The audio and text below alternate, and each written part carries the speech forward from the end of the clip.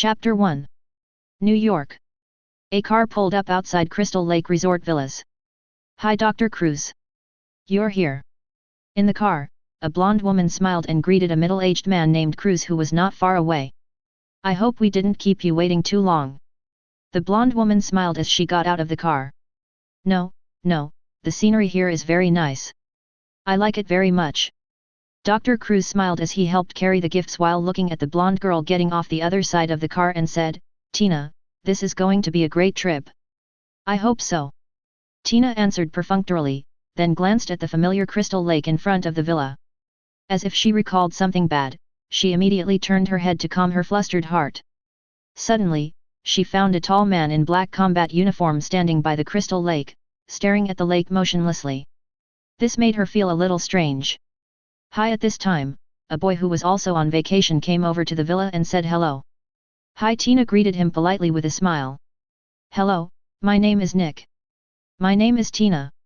Tina casually introduced her name. "Do you want me to help you?"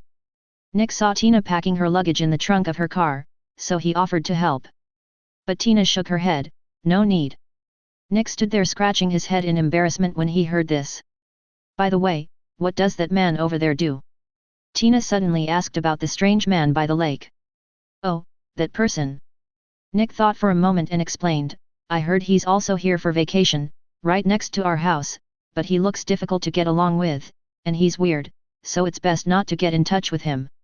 "Yet." Tina shrugged noncommittally and said nothing. At the same time, the man by the lake also noticed the situation here. After waiting for so long, it's finally going to start. The man took a deep breath to calm down his adrenaline. It was not yet time to fight with Jason. "You have to wait for the right time." The man's name is Roca, and he is a time traveler. It was not until 18 years after he came to this world that he awakened his memories of his past life. At the same time, a task system also awakens. In this horror world full of ghosts, you can get rewards as long as you complete the tasks issued by the system. That's why Roca came here 2 days ago. The purpose is to find the immortal killer Jason hiding in the Crystal Lake. After getting to know the students who came for vacation in the past 2 days, as well as the newly arrived heroine Tina and others, he can confirm that the current situation should be the plot of Friday the 13th 7. It's okay, Roca breathed a sigh of relief. Fortunately it was the 7th part. If it was the later parts, he would not be able to play. You should know that every time the immortal Jason is resurrected, his strength will become stronger, and he will be resurrected almost every step. By the 9th part, it is even more outrageous that it cannot be killed and can even possess souls. If it was the 7th part, it would be much weaker. At least these guys he brought should be useful. Thinking of this, Roca couldn't help but feel more confident. You have to know that for this mission, he spent a lot of money to get an AK-47 assault rifle, a Saiga 12K shotgun, a Desert Eagle, grenades and other equipment. It's a pity that the conditions are limited, otherwise he would like to get both the Gatling gun and the RPG. Judging from Jason's performance before the 7th film, guns are still very useful. If we were more cautious, we should be able to kill Jason. If worst comes to worst, there is a girl with superpowers who can help. Thinking of this, Ross looked thoughtfully at Tina who was leaving. Tina's superpowers are extraordinary. She can control objects with her mind and predict the future, which is somewhat similar to the abilities of the 5th-level mutant Phoenix. They are all spiritual abilities. But compared to Phoenix, Tina's ability is obviously weaker. And she had no control over her own abilities. If you can fully control it, it might be a good helper. Time came to evening. Roca was wiping the Saiga 12K shotgun in his hand. This thing was very powerful, equipped with 20 caliber shotgun shells, and a magazine had 10 bullets. Even an elephant is vulnerable in front of it. It only takes 1 shot to kill the elephant. Not to mention 10 full bullets. Just when he was thinking about how to deal with Jason, he suddenly heard footsteps coming from downstairs of the villa. He went to the window and looked. It turned out to be Tina with blonde hair. So he decisively went downstairs with his gun on his back. Soon he found Tina on the wooden bridge next to Crystal Lake. "It's very dangerous to be out alone this late at night." The sudden voice startled Tina, who was already in grief. When she turned around, she saw, You are the person I saw during the day. Just call me Roca." Roca walked over her slowly. When Tina saw how tall and mighty he was, she felt less afraid. She wiped the tears from her eyes and said, "My name is Tina." "Tina, why do you come here so late? It's very dangerous here." Roca came up to her and said seriously. I'm just a little unhappy." Tina wiped her tears and looked at him and said, "Are you willing to listen to me?" "Sure." Roca nodded, looking calmly at the calm lake in front of him, acting like a qualified spectator. "When I was little." Tina began to tell what happened in her childhood. Because she was born with superpowers, her father had always been very strict with her. That day, she ran out in anger, but accidentally killed her father. This incident has always been a psychological shadow for her. Until now she has not been willing to face it. As she spoke, her emotions became more and more excited, and her superpowers were activated unconsciously. Suddenly, a large number of bubbles rose in the center of the lake. Roca was shocked, knowing that this was how she released Jason, so he subconsciously grabbed the Saiga 12K shotgun. "You have to know that this time you are facing the murderer Jason, and you will die tragically at his hands if you are not careful. This is no joke." And as Tina's superpowers become stronger and stronger, the bubbles on the lake surface are getting bigger and bigger. Then a head wearing a hockey mask emerged from the lake. It was the immortal killer Jason. A feeling of terror came over him, and even though Roca was well prepared, he couldn't help but feel frightened. After all, this was the legendary killer Jason. Jason's eyes first turned to the two people on the wooden bridge. However, perhaps because he had just awakened and his strength had not yet recovered, Jason did not rush towards the two of them immediately. Instead, he swam towards the other side. Chapter 2. Lin Su raised the Saiga 12K shotgun and pointed it at Jason in the water, but did not shoot. First of all, the distance is too far. Secondly, bullets cannot cause fatal damage to Jason in the water, but will instead alert the enemy. You know, Jason is very intelligent. So you have to kill it with one strike. Are you okay? Seeing Jason disappear on the other side of the lake, Roca finally had time to help Tina, who was about to faint after using her superpowers. Tina was in a daze for a while before she came to her senses. After she opened her eyes, she immediately looked towards the lake. "Where is he?" "Left." Roca naturally knew who she was asking about, so he pointed to the other side of the lake. Tina couldn't help but breathe a sigh of relief when she heard that. "Let me take you back," Roca said as he picked her up like a princess. "Thanks." Tina felt a little embarrassed, but she still took the initiative to put her arms around his neck. "I have to say that this girl is really beautiful, with smooth blonde hair and a plump figure, a standard blonde beauty." But Roca had no other ideas at this time. The most important thing now is to deal with Jason. Otherwise the consequences will be disastrous. Tina, the entrance of the villa. When Tina's mother Amanda Shepherd saw her daughter being brought back, she immediately came over in panic. "Mom, I'm fine." Seeing that her daughter was fine, Amanda Shepherd couldn't help but breathe a sigh of relief. "Thank you for bringing her back." Dr. Cruz on the side thanked Roca. "It's okay, let her have a good rest." Roca put Tina on the sofa and turned away. "Where the hell have you been, Tina?" Amanda Shepherd couldn't help but ask. Tina had no choice but to briefly recount what had happened. "I saw him coming out of the lake, but I couldn't describe him, but Roca was there." After saying this, Tina recalled the time when Roca took her back home. She always felt a sense of security in his arms, which she had never experienced before. "You said he? You said a strange man came out of the lake." Dr. Cruz shrugged his shoulders, obviously not believing what she said. "I know what you're thinking, but it's true." Tina became a little excited, and in an instant the whole room shook slightly, as if there was an earthquake. Now Dr. Cruz didn't dare to say anything more. The other side.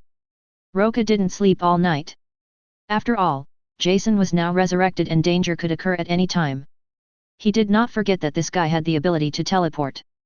Jason will suddenly appear behind the target and then attack. Such attacks are generally difficult to resist. Moreover, Jason has superpowers such as unlimited resurrection and regeneration, extraordinary strength, endurance, attack speed, and perception, etc. He is definitely not that easy to deal with. So he has to be extremely alert. But don't worry too much during the day. After all, Jason usually does it at night. So during the day Roca slept until noon, then ate something and prepared for the battle at night.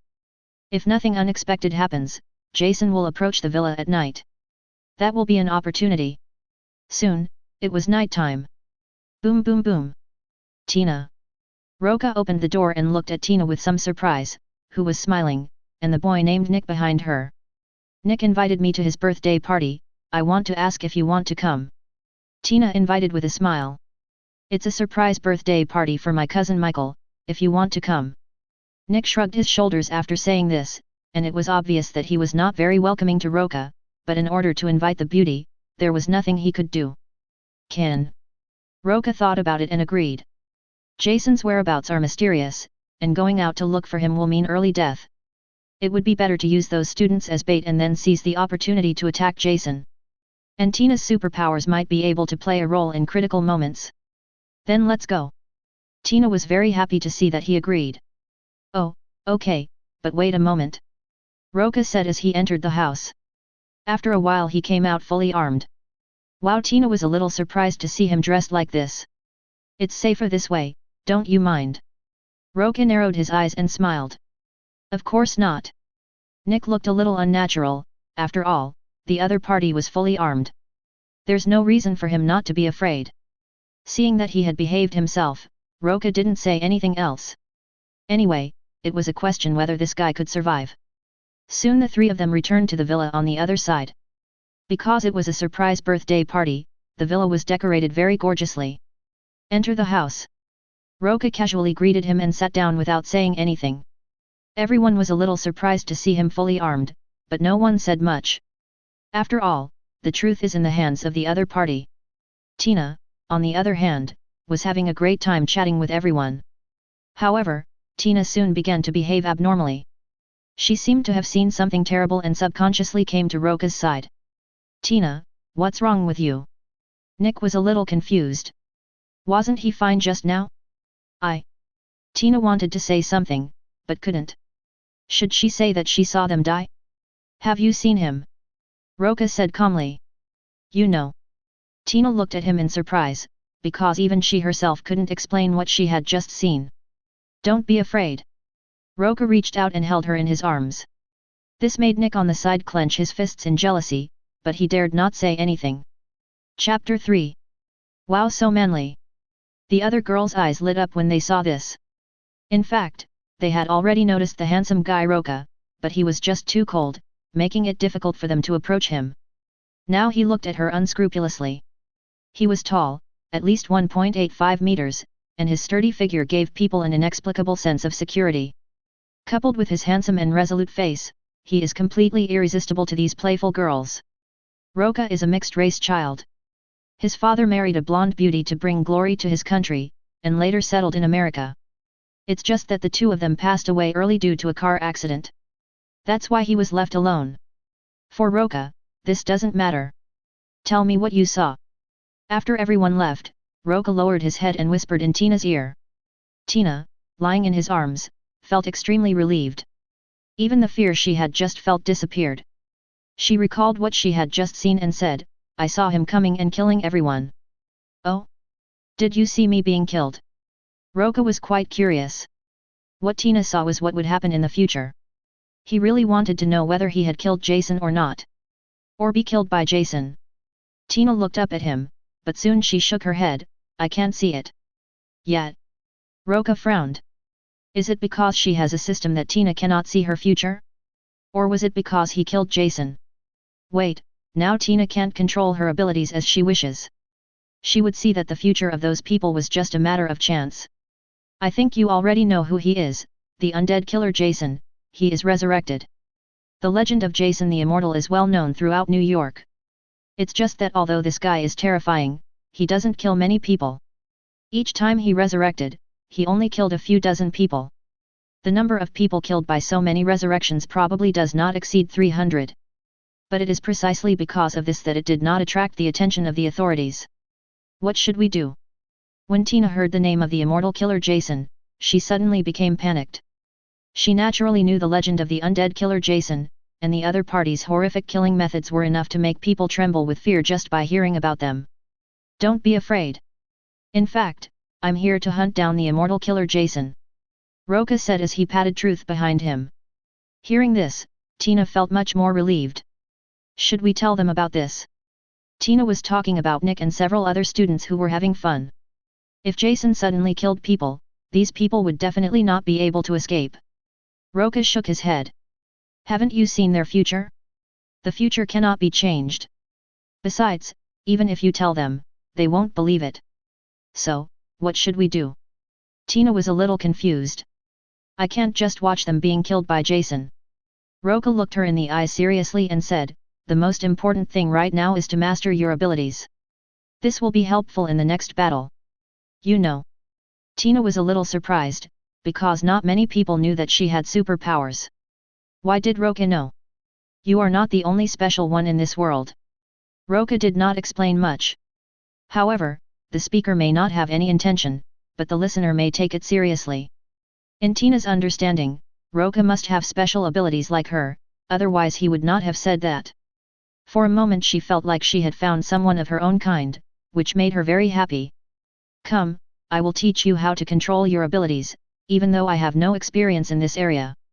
Roca said and pulled her to the next cubicle.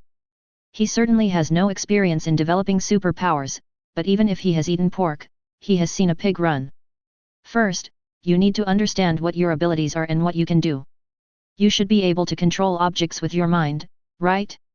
Let's do some training. You need to concentrate and then keep imagining using your mind to move the water cup on the table. Roca guided step by step. Tina was also very serious because this was much more detailed than what Dr. Cruz explained. She gradually tried to do as Roca said, emptying her mind and thinking of nothing, staring at the water cup in front of her, imagining the feeling of controlling it with her mind. Gradually the water cup on the table began to move. Then the water cup gradually flew up. Tina relaxed and the cup fell down. Fortunately, it was caught by Roca. Very good, it seems that you already know how to control your abilities. Thank you, I didn't expect it to be so smooth. Tina was also very happy. She didn't expect that controlling her superpowers would be so easy. But this is not enough. If you want to defeat him, you need to become stronger. Roca knew very well that Tina's superpowers were far more than that. In the movie, he could easily teach Jason a lesson just after he awakened, if Jason didn't have terrifying recovery ability and immortality. He is no match for her at all. Tina nodded thoughtfully. She had always been resistant to her superpowers and had never thought about how strong they were. Maybe she can really defeat it. Wouldn't this save everyone? After all, she was just a young girl, and naturally she didn't want to see these people die tragically here. Don't think too much, go back and rest first. Roca installed a lot of surveillance cameras around the villa, but he hasn't seen Jason yet. It seems that this guy will not come back tonight. He remembered that in the movie Jason would definitely invade the villa tomorrow night. So you can have a good sleep tonight. Kindness. Tina couldn't help but feel relieved when she heard him say that. Chapter 4. The next day. During the day, everything was peaceful. Although Jason is terrifying, he generally doesn't attack during the day. So it is relatively safe during the day. Tina invited Roca to play around nearby early in the morning. Tina hesitated for a moment by the crystal lake, then mustered up the courage to say, Roca, you are a good person. I want to try to date you. I wonder if you are willing to accept someone who suddenly enters your life. Kindness. Roca was a little surprised by the sudden confession, but when he thought about the fact that this was in the open America, he was not so surprised. For the girls here, just confess if you like someone. This is normal. But Roca still wanted to ask. Why? Because I feel safe around you, and no one else believes in me, but you are the only one who is willing to believe in me and help me. Tina looked at him closely as she spoke, and felt a little disappointed when she saw that he didn't react at all. But the next moment, Roca hugged her waist tightly and kissed her directly. A real man doesn't need to say much, just prove it with actions. A long time. It was not until Tina was almost out of breath that she pushed Roca away with force. Tina. Just at this moment, a voice interrupted their lovey-dovey conversation. Mother. Tina immediately came out of Roca's arms feeling a little embarrassed. Hello Mr. Roca, I haven't thanked you for saving Tina yet. Tina's mother thanked Roca with a kind smile. You're welcome. Roca smiled slightly awkwardly. He didn't expect to be caught in the act. Tina's mother didn't say much when she saw this, but just took Tina away. Before leaving, Tina mouthed to him that she was going to attend the birthday party next door that evening. Roca naturally nodded in agreement. Time came to night. Nick was feeling upset about not being able to contact his cousin Michael. After all, how could this surprise birthday party be without a protagonist? However, what he didn't know was that his cousin had been killed by Jason. Roca sat on the sofa in the corner in silence. Roca, are you saying he will really come tonight? Tina asked softly in his ear. Well, as expected, the dead person you saw should be Nick's cousin. Jason has killed the lone man, so he will definitely find us. Then isn't my mother in danger? Tina suddenly thought of her mother who was alone with Dr. Cruz. It would be terrible if the two of them met Jason. Roca frowned. This is indeed a problem, but we absolutely cannot act alone now. Looking at countless horror movies, the male and female protagonists and supporting characters are separated after encountering danger. Give the enemies a chance to defeat them one by one. He would never allow such a thing to happen. Then let's go back and take a look together, okay? Tina looked at him with pleading eyes. All right. Roca nodded, then looked at Nick and the others who were still having fun. Nick, you'd better tell everyone not to leave here, and leave together if you have to. What are you talking about? Nick was very unhappy and reached out to push him away, but Roca didn't move and couldn't be pushed away at all. That's all I have to say. If you don't believe me, forget it. Roca looked at him expressionlessly, then took Tina and left without looking back. What's so arrogant about that guy? Nick's friends all started to clamor in dissatisfaction when they saw this. The reason why he didn't dare to shout in person was naturally because of the truth that Roca carried with him. But after people left, there was no such concern. Nick looked a little unhappy. He didn't take his words to heart at all and continued to be happy as usual. The other side. Mother. Tina couldn't help but breathe a sigh of relief when she saw her mother in the room. The party is over so soon. Tina's mother raised an eyebrow. No. I mean, he is coming and he will attack us. Tina hesitantly told the story about Jason. Ha ha ha, you mean Jason? Oh, did I hear it right? Dr. Cruz gave a mocking expression. In fact, he did intend to create some coincidences to make Tina mistakenly believe that Jason appeared. The purpose of this is to allow Tina to unleash her superpowers. Because Cruz had long discovered that only by making Tina excited could her superpowers be stimulated. But this matter sounded different coming from Tina's mouth. He hasn't even started to arrange it yet. How did Tina know? Well, I knew you wouldn't believe it. Tina sighed when she saw this. Although she knew that her mother and Dr. Cruz would not believe this, she was still a little disappointed when it really happened. Fortunately, Roca is willing to believe in himself. Mr. Roca, I think you should go back. At this time, Dr. Cruz looked at Roca and asked him to see him off. However, Roca remained indifferent. I suggest you not to go anywhere now. It's better to stay with us, otherwise Jason can kill you at any time. Ha ha ha, Jason wants my life? You are such a joke. Dr. Cruz seemed amused by this and laughed continuously. However, Roca ignored him. The only person he wanted to protect was Tina's mother. Whether this guy lived or died had nothing to do with him. Seeing that he didn't say anything, Dr. Cruz seemed a little bored, so he turned and left the room. Chapter 5. Beep beep. Just at this moment, the cell phone on Roca's waist suddenly beeped. His expression suddenly changed. Oh no, Jason is here. What? Tina was startled. Among those students, I'm afraid someone has been killed. Roca installed surveillance cameras and alarm devices around the villa, which would sound the alarm if someone approached. So he would never make a mistake. Tina's mother, Amanda Shepherd, also became a little suspicious at this time. She looked at Roca and it didn't seem like he was joking. So what should we do?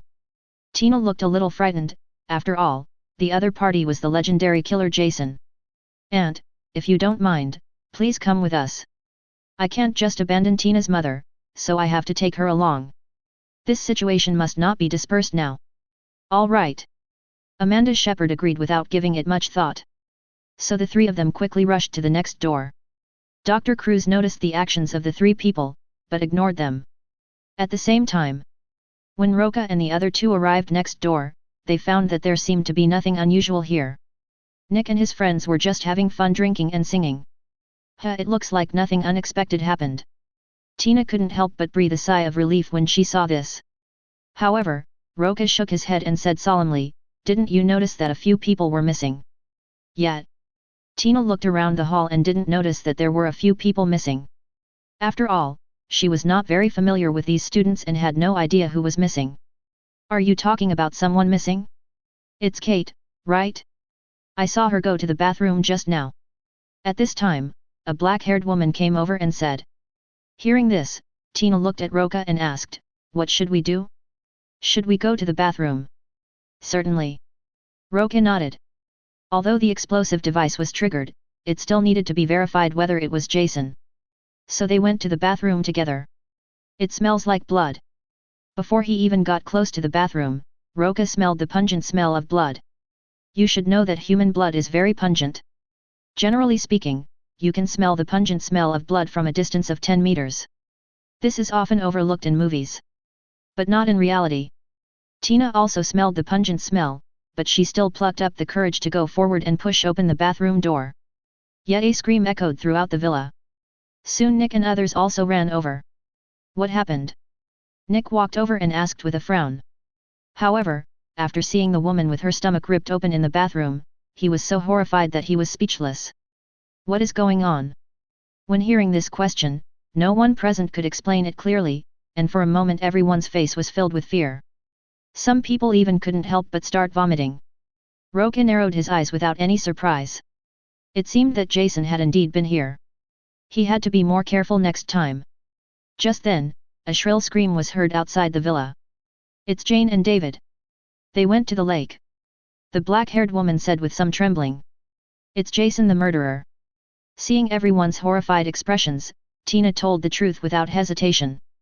The panicked crowd became even more terrified when they heard the name Jason. "The murderer Jason is nearby, so we can't act alone. Now let's go to the lake together," Tina said, asking for everyone's opinions. No one objected, and it was obvious that no one had any objections. So the group walked towards the crystal lake. Fortunately, the lakeside is part of a resort area and has many lights. It doesn't seem dark. Yet another scream of terror. The crowd found a naked body with a severed neck in the grove, and also found another body on a tree branch not far away. They are officially Jane and David. "It's Jason, it's really Jason, Jason is here to kill us." Two people couldn't bear the fear and turned around and ran away. "Hello." Nick wanted to call out to the two of them, but it was too late. "Haha, they are dead." Roca sneered and stopped talking. It was impossible to persuade the damned guy with kind words. They were told not to separate, but they still left alone. If Jason doesn't look for you, who will he look for? As expected. When everyone returned to the villa, they saw the two people who had just escaped were hanging on the wall of the room in a very miserable state of death.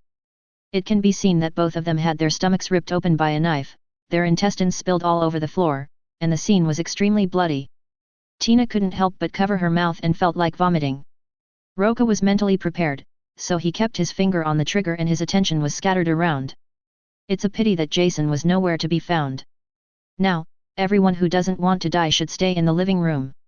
Roca gave everyone a warning. No one objected. At this moment, they were already like frightened birds, fearing that Jason would suddenly appear from somewhere and kill them. For a moment everyone stayed in the living room. "Dr. Cruz is still there." Amanda Shepherd suddenly remembered that Dr. Cruz was still in the villa on the other side, so she became a little anxious. However, Roca shook his head and said, "I'm sorry, Auntie, we can't control that much right now. If he goes out now, even he would be in danger, let alone others. Facing the elusive Jason, one could lose his life if he is not careful. Mom, let's take care of ourselves." Tina, who had no good feelings towards Dr. Brooke, naturally would not care about his life or death. Especially at such a dangerous moment. Chapter 6. Amanda Shepherd sighed when she saw this, and she knew that it was impossible to save Dr. Brooke. It was at this time. A shrill scream was heard in the distance. "It's Dr. Brooke." Amanda Shepherd was very familiar with Dr. Brooke's voice, so she was very sure that the voice just now was Dr. Brooke's. That means Dr. Brooke has also been killed by Jason. What do we do now? All the students, including Nick, were panicked and could only look at Roca, the fully armed man. He is the only one who can protect them now. "Stay here and don't go anywhere." Roca said just one sentence and then stopped talking, silently watching everything going on around him. At the same time, the Saiga 12K shotgun in his hand was loaded, and as long as Jason dared to step forward, he would raise his hand and spray him with bullets. Seeing this, others didn't dare to say anything. The whole living room fell silent for a moment. But Jason wouldn't let them stay in the living room forever. Snap! The next second the whole living room was plunged into darkness. The students, unable to bear the shock, screamed in surprise. "Be quiet, Jason cut off the power in order to confuse us." Roca started to scold everyone. It goes without saying that this was definitely Jason's plan. It seemed that having them all together really made it difficult for him to do anything.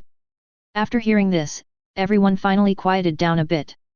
However, the pitch-black surroundings will cause the fear in everyone's hearts to grow. We won't be able to sustain this for long. Wait, why not take advantage of the situation? Roca's eyes suddenly lit up. Since Jason wanted to keep them apart, it would be better to use the same trick against him and let someone be the bait to lure Jason out. Then attack from behind. It would be best if Jason could be killed, but if not, at least he could be severely injured. "Come here, I have a plan." Roca whispered the plan. However, after knowing that they needed to use bait to lure Jason, all the students dared not breathe, for fear of being selected. Even Nick is like this. After all, seducing Jason is a life-threatening thing, and no one dares to gamble their life here. Seeing that no one spoke, Roca's face turned cold. If necessary, he would take coercive measures. Otherwise, all of them will die here. "Let me go." At this time, Tina took the initiative to stand up. "Let me be the bait." "Tina." Amanda Shepherd anxiously pulled her arm, trying to get her to sit down. As a mother, she naturally doesn't want to see her daughter go through such a dangerous thing. "Mom, it's okay. I believe Roca." Tina comforted her mother. She was the most suitable bait here. Firstly, she believed in Roca, and secondly, she possessed superpowers, which might save her life in times of danger. Naturally, the other students had no objection to this. Roca frowned. "Okay, Tina, you are indeed the most suitable one. Remember our previous practice, control Jason once he gets close." "I see." Tina took a deep breath and nodded. "Okay." Roca said without further ado, taking down the AK-47 and Desert Eagle behind him. "Who among you knows how to use a gun?" I will." "And me." Nick and another boy raised their hands. "Okay, I'll leave these to you. Just follow my orders and shoot. Do you understand?" Roca looked at the two of them seriously. "Clear." The two nodded seriously.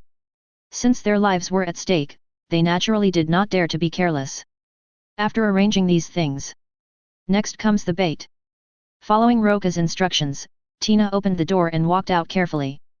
However, before everyone could react, Jason attacked Tina from the roof. The sudden attack terrified Tina, and at the critical moment her superpowers were activated. Jason, who fell from the sky, was blown away by an unknown force. "Shot!" Roca yelled, picked up the shotgun and shot Jason. Then the gunfire continued. Boom boom boom. Under the firepower of the three people, Jason's body was riddled with holes. It didn't stop until a magazine of bullets was finished. Seeing Jason lying on the ground motionless, all the students cried with joy. "Great, Jason was killed by us. Kill this damn monster." A student said this excitedly and wanted to kick Jason.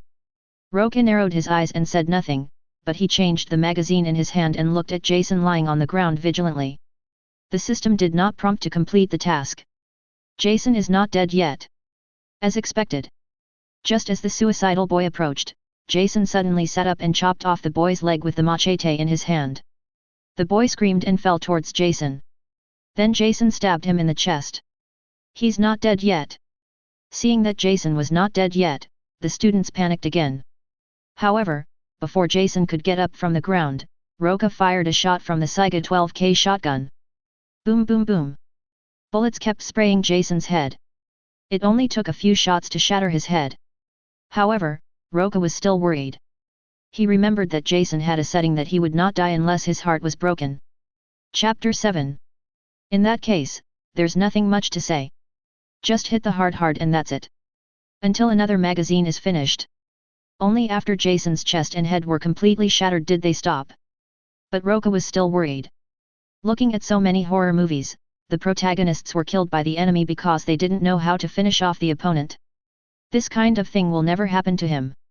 So he took off the 5 grenades hanging on his waist, pulled out the pins and threw them at Jason. Boom boom. No one expected that Roca would be so cruel. He not only beat the opponent's body to pieces, but also used grenades. This is too cautious. But no one dared to say what it was. When the smoke from the explosion cleared, Jason's body had been torn into pieces, with not a single piece of intact flesh left. Ding! Congratulations to the host for completing the Hunting Jason mission. Rewards are being distributed. Congratulations to the host for obtaining the perfect super soldier serum. Ding! Congratulations to the host for completing the task for the first time, opening the system space. Ding! The task has been updated for the host, please check it yourself. It was not until he heard the system prompt that the task was completed that Roca breathed a sigh of relief. He had finally killed Jason. Of course, Jason is immortal, but no one knows how long it will take for him to be resurrected again. It's the perfect super soldier serum. Roca was a little excited. Although the super soldier serum only enhanced physical fitness, it was still beyond the scope of human beings. Even when facing a monster like Jason, he can crush him with his own strength. It's also a very good reward. And the system space has also been opened, so that guns and other things do not have to be carried on the body all the time, which is a lot more convenient. As for the new tasks, he was not in a hurry to check them. Roca. Tina, still in shock, threw herself into Roca's arms for comfort.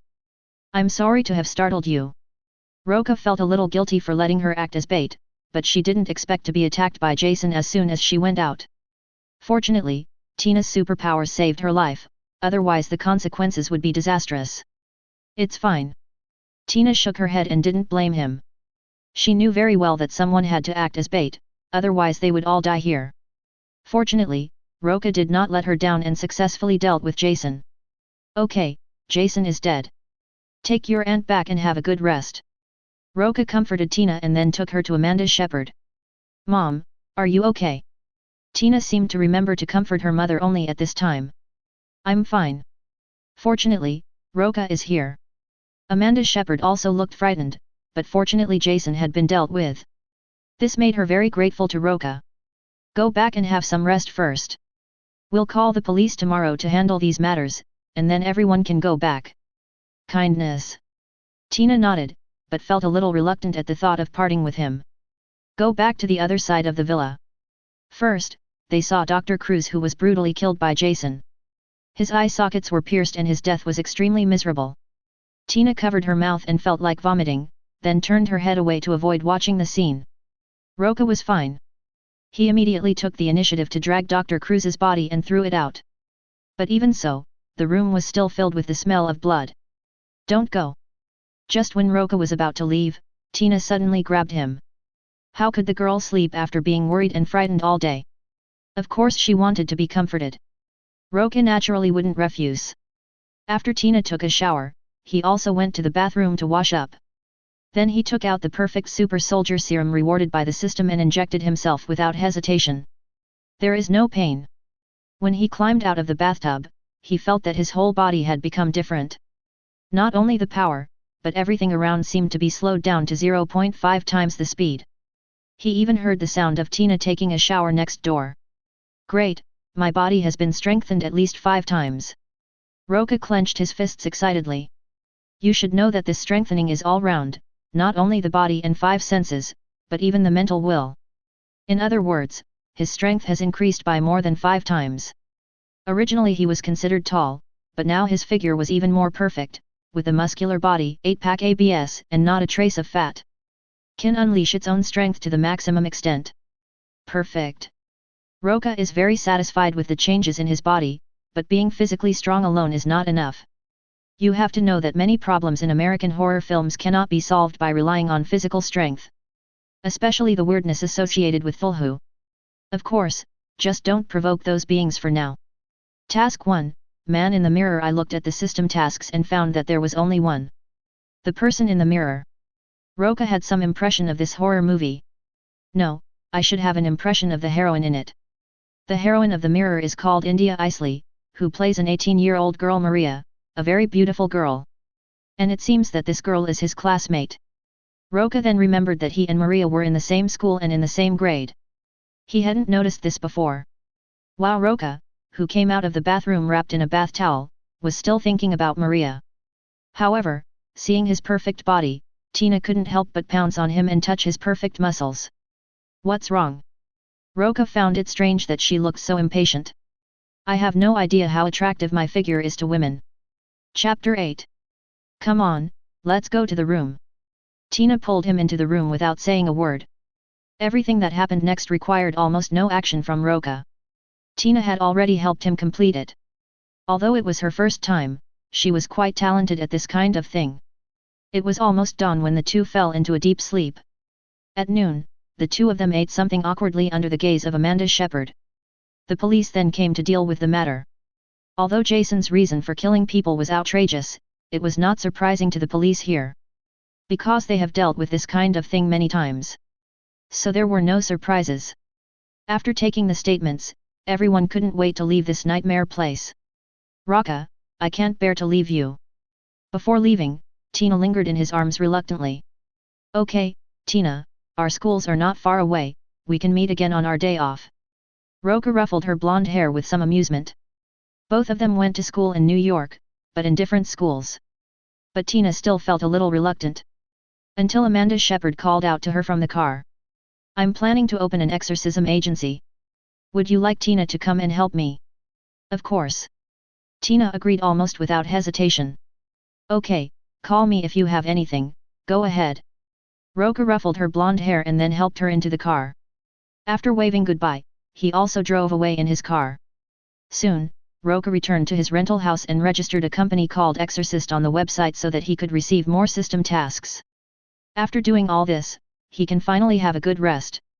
The next day, he took the school bus to school even though he had been on leave for a few days.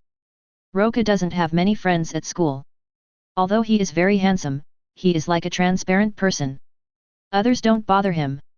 He won't take the initiative to provoke others. But a few girls still greeted him. After responding politely, he sat down in the window seat. The school bus was driving slowly on the road. Soon it stopped again. At this time, a black-haired girl with a delicate and lovely face got on the bus. Her face was delicate and picturesque, her eyes were as deep as a lake, her figure was thin, and her lines were elegant, giving people a feeling of fragility. But at this moment she revealed a timid temperament, as if she was afraid of the people in the car. However, what you fear will come true. Just when she wanted to go to the back seat of the car, a leg blocked the aisle. Seeing her hesitation, the classmates burst into laughter. If you still want this leg, take it away now. Just when all the students were laughing wildly, a discordant voice was heard. The golden-haired boy stretched out his leg and looked at Roca who was speaking, and immediately shouted, "What? What's wrong with me putting my leg here? Hey, did you see that someone actually stood up for Maria?" Ha ha ha, the other boys laughed loudly as well. In class, Maria has always been the target of bullying. It is impossible to say that she is not bullied because she is beautiful. In their opinion, it was all because of her timid appearance, which made people want to bully her. Even Maria was a little surprised. Whenever she was bullied, no one ever spoke up for her, not even her best friend Lily. I didn't expect that this boy who usually doesn't talk much would stand up for her. For a moment, she felt touched. But then came worry. After all, with so many boys present, he will definitely suffer. However, Roca said nothing, but stood up and walked to the boy who stretched out his leg. "Why? You want to fight?" The boy stood up suddenly. Although he was not as tall as Roca, his momentum was just as great. But in front of Roca, it was just a barking vicious dog. He reached out and grabbed the boy's neck, then lifted him up with one hand. The boy who originally wanted to resist could only struggle in pain. The other boys were also stunned. You have to know that the weight of an adult male is definitely more than 120 kilograms, and considering the force of the struggle, it is impossible for an ordinary person to lift it with both hands. This shows how shocking it is to lift a person up with one hand. For a moment, all the other boys were frightened and didn't dare to step forward. "Pa pa pa!" Roca raised his hand and slapped the boy a few times. The boy, who was already struggling in pain, suddenly turned purple in the face and was about to suffocate to death, so Roca let go. Cough cough cough. The boy who was put down coughed dryly in fear. At that moment he really felt like he was going to die. Remember, if I see you bullying your classmates again, I will bully you severely. Do you hear me? Roca grabbed his hair and asked calmly. Yes, yes. The frightened boy nodded repeatedly in agreement. Roca threw him onto the seat and then turned around and sat down in his own seat. He didn't care about other people's expressions, as if he had done something insignificant. He doesn't have a good temper towards bullies. Thanks. Just as Roca was looking at the scenery outside the window, a soft voice sounded in his ears. Nothing. Roca continued to look at the scenery without turning his head. Can I sit here? Certainly. Only then did Roca turn around and look at Maria's pretty face that was full of unique charm. Thanks. Maria's smile was as bright and beautiful as a blooming flower. Chapter 9. Even Roca couldn't help but admire that this girl was truly extremely beautiful.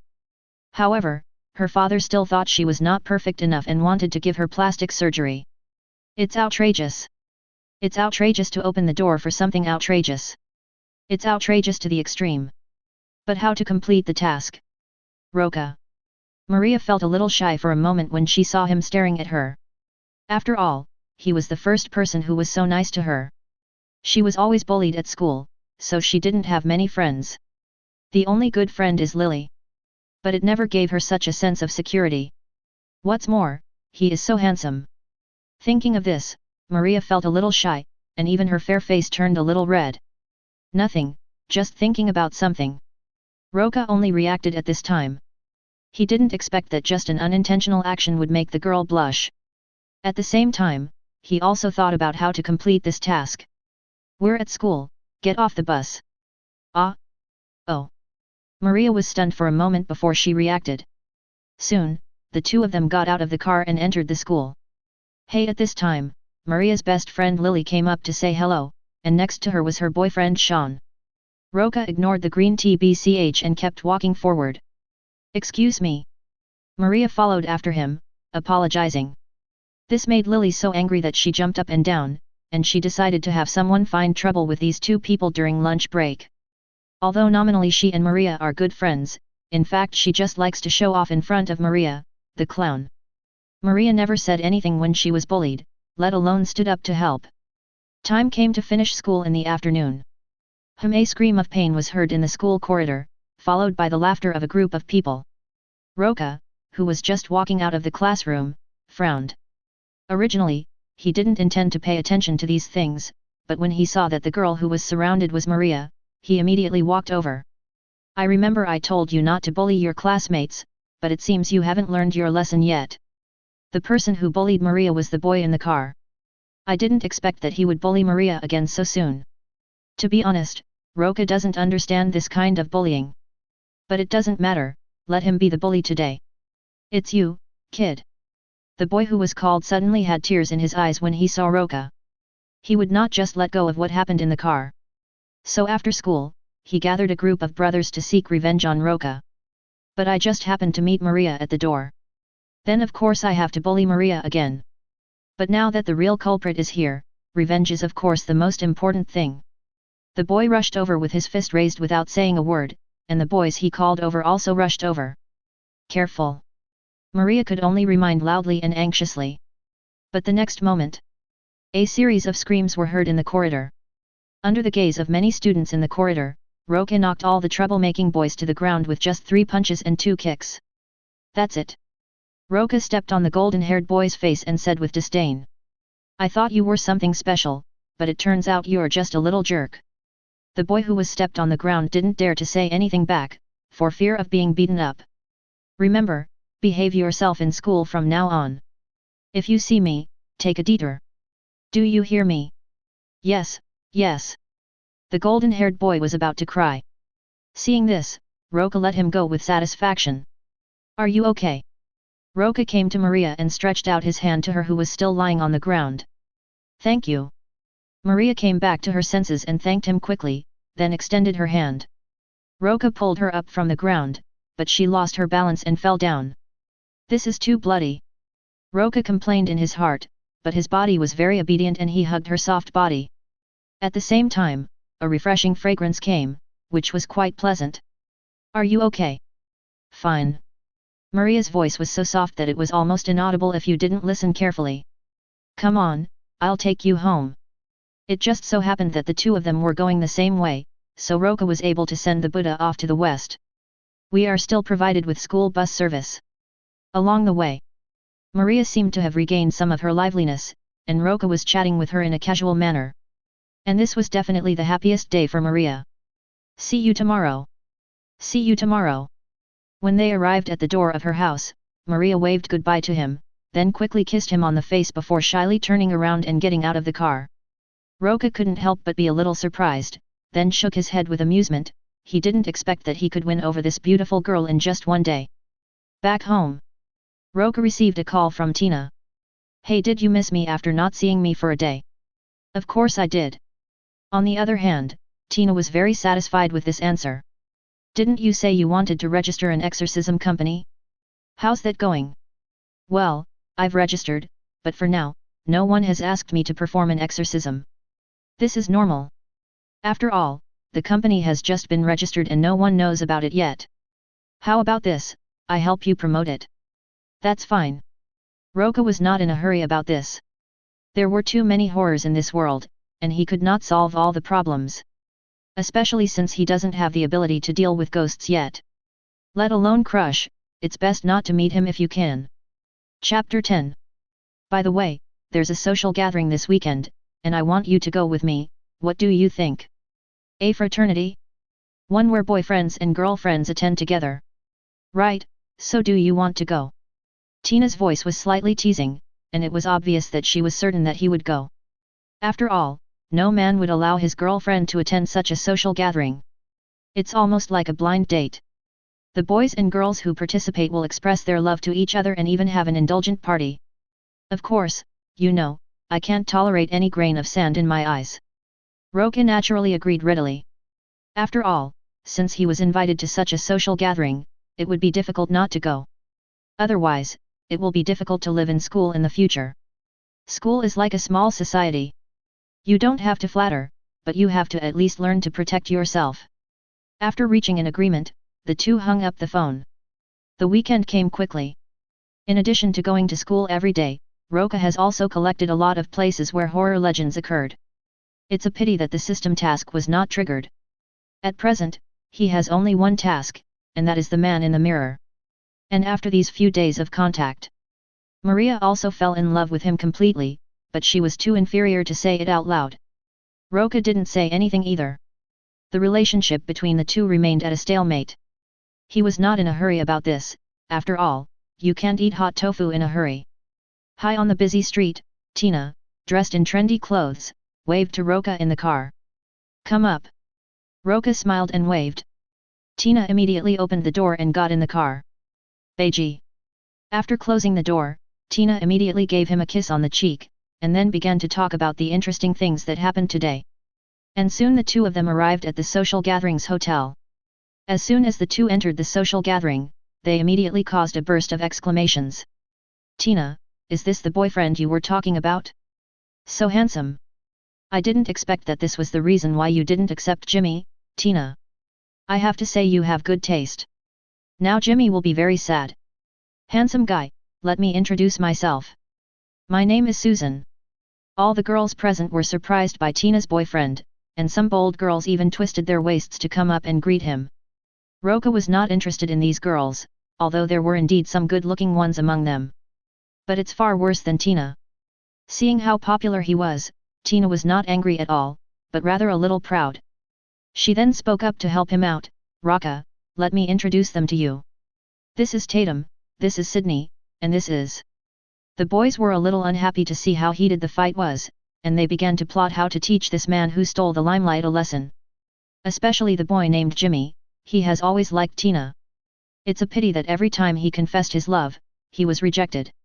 Originally, he felt more balanced because Tina didn't have a boyfriend. Thinking that he could always get Tina. But I didn't expect that Tina already had a boyfriend without telling anyone. How could he not bear a grudge? Roca did notice what was happening with the boys, but he didn't care much about it. After introducing each other, Tina started chatting enthusiastically with the girls. As for Roca, he sat aside reading a book with a bored look on his face. Hey, have you heard about the ghost-faced man that's been going viral recently? Ghostface? Do you want to watch a horror movie? That's fine. I have some here. The blonde said as she turned on the TV to play a horror movie. Tina shrugged it off. After experiencing what happened with the killer Jason, she became much braver. A horror movie of this level naturally couldn't scare him. However, the speaker may not have any intention, but the listener may take it seriously. Ghost-faced man. Roca, who was drinking red wine alone, raised his eyebrows. If he remembered correctly, the people Tina introduced just now included Sydney and her boyfriend Billy, as well as Stu and a few other people who sounded slightly familiar. Could it be? Ding! The system has updated the task. Scream 1, please find the murderer of the ghost-faced man. Is it really a scream? Roca felt familiar with the ghost-faced man. Combined with the male and female protagonists, Sydney and her boyfriend Billy, it was indeed a screaming plot. He was so happy that he burst into laughter. After all, no matter how elusive the ghost-faced man is, he is just an ordinary person. In front of him, he is like a little chicken and is easily controlled. But who is the murderer? Billy? The plot today is very different from that in the movie, and Roca is not quite sure about the process. But Billy should be one of the murderers. Who is the other one? He thought for a long time but still couldn't remember. Forget it, just keep an eye on Zinni. By then, the two ghost-faced murderers will show up. The party went on. Some boys also took the initiative to provoke him, but he easily dismissed them all. After the party, Roca pulled Tina away, but not too far. You said Sydney would be in danger. Tina was still a little confused. No time to explain, let's follow them. Roca didn't explain much and just pulled Tina to follow. The two followed Sydney all the way to her home. We'll just wait outside, and if there's any screaming in the house, we'll go in. Roca pulled Tina and hid in the grass by the roadside. Tina didn't ask any more questions when she saw this, but instead became a little excited. Time passes by every second. Just when Tina was yawning, two boys entered the house. It's Stu and Randy. Tina recognized the two people immediately. Walk. Roca didn't waste any time and rushed towards the house. The door to the room was totally useless. He raised his foot and kicked it open. Bang! Just then, a gunshot was heard, and then a boy fell down. Chapter 11. Randy. Tina looked at the person who was shot in surprise. Roca pulled her to the corner in an instant, and when he glanced over, he saw that the person who fired the gun was the ghost-faced man. Snap! The ghost-faced man, relying on the gun in his hand, actually walked straight towards the two of them. Roca couldn't help but sneer, and when the other party approached, he suddenly jumped out, then grabbed the other party's gun hand and exerted force suddenly. Kaka! There was only a crisp sound, and the ghost-faced man's arm was broken. At this time, the ghost-faced man finally couldn't help but let out a shrill scream. Tina, Roca. When Zinni saw the two of them, she ran over subconsciously. Her sixth sense told her that Tina and Roca were safer than her boyfriend Billy. Are you okay? Tina hurriedly asked with concern. I'm fine. Zinni shook her head and looked at the ghost-faced man who was wailing with his arms folded. Then she reached out her hand and carefully stepped forward to lift the other's ghost-faced man's mask. Stu. Zinni's eyes widened. She had never expected that the man with the ghost face would be Stu. They were at a party together not long ago. I didn't expect you to be the ghost face man. At this time, Billy also came over and pointed at Stu with an incredulous look. However, just as he approached Roca, a dagger appeared in his hand and he stabbed Roca in the chest unexpectedly. The sudden scene left Tina and Sydney unable to react. But the next moment, Billy's hand was firmly grasped. Roca looked at Billy with a joking expression and said, "It seems that you are also a ghost-faced person." Billy tried to pull his arm back in confusion, but found that he couldn't. Let me go. Billy punched me with a ferocious look on his face. Snap! Roca simply grabbed it and twisted it hard. The next moment, Billy screamed and hugged his arms and wailed. It's totally incomprehensible. Roca sneered and blamed himself for letting them fall into his hands. In the movie, these two people are elusive and kill people without blinking an eye, playing with everyone in the palm of their hands. But in front of him, they were like little chickens, without any power to resist. You are also a ghost-faced man. Zinni also reacted at this time. She had suspected that her boyfriend was a ghost-faced man before. Now her guess has been confirmed. I'm not, Sydney, you misunderstood. Seeing that things were hopeless, Billy pretended to be pitiful. After hearing his explanation, Zinni became a little suspicious.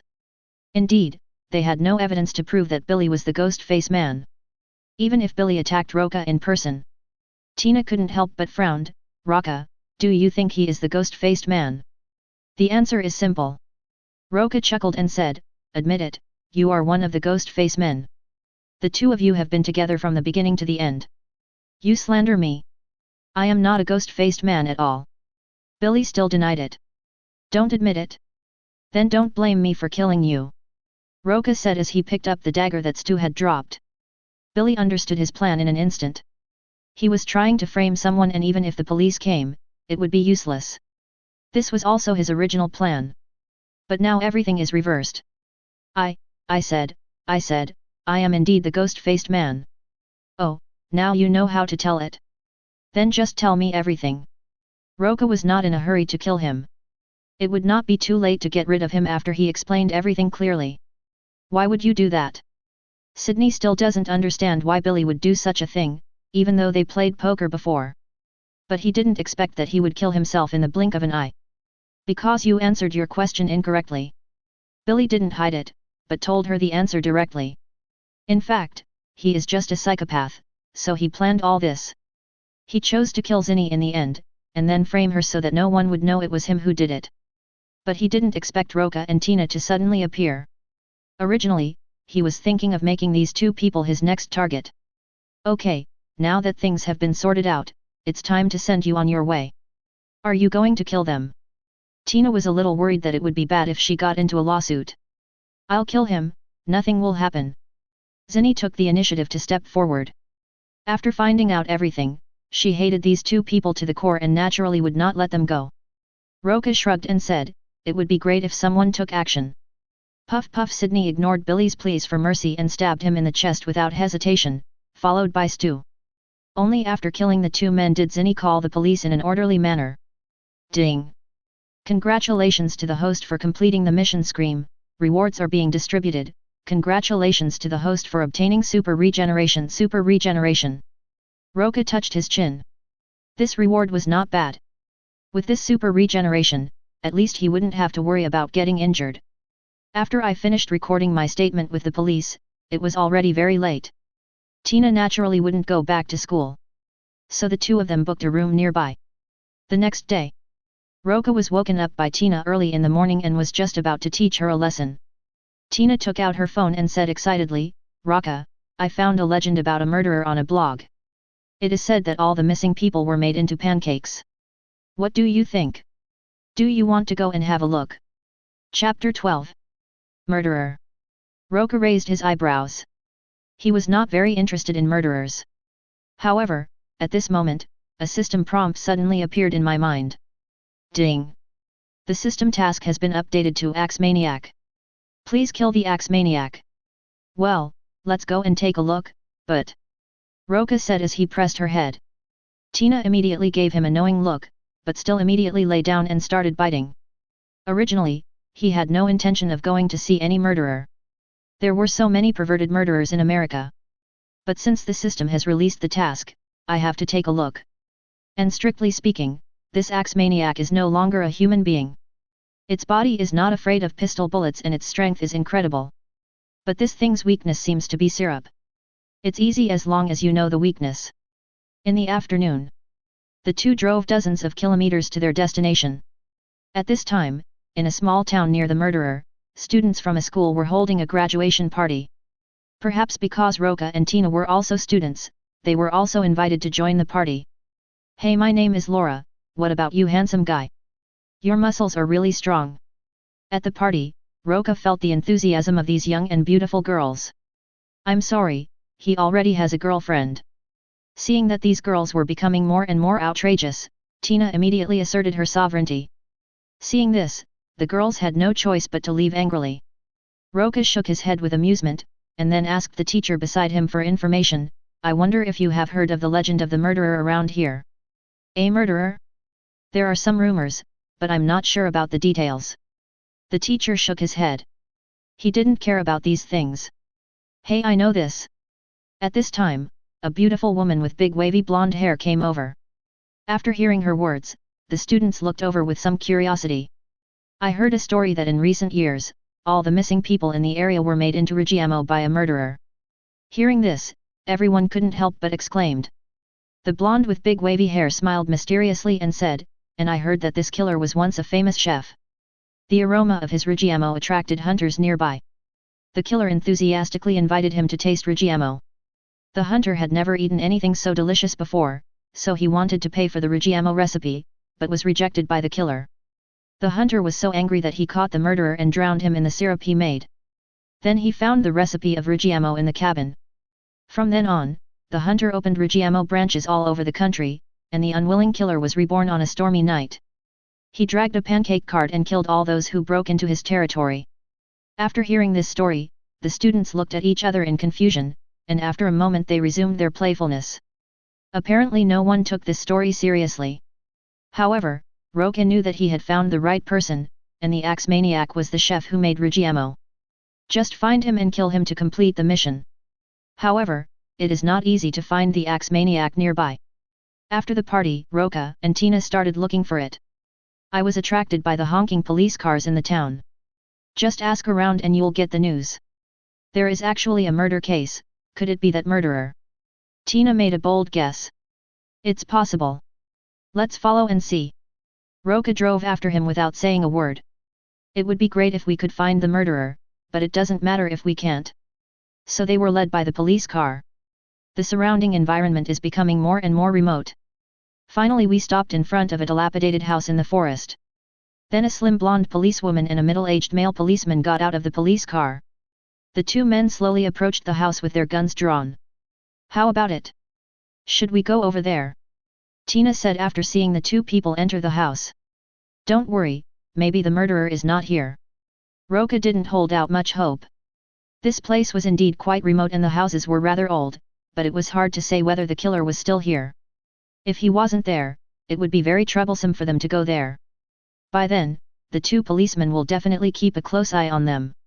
So it's not too late to wait until the murderer appears. Tina naturally had no objection. The two waited for a moment. Suddenly there was a scream from inside the house. This was followed by a burst of gunfire.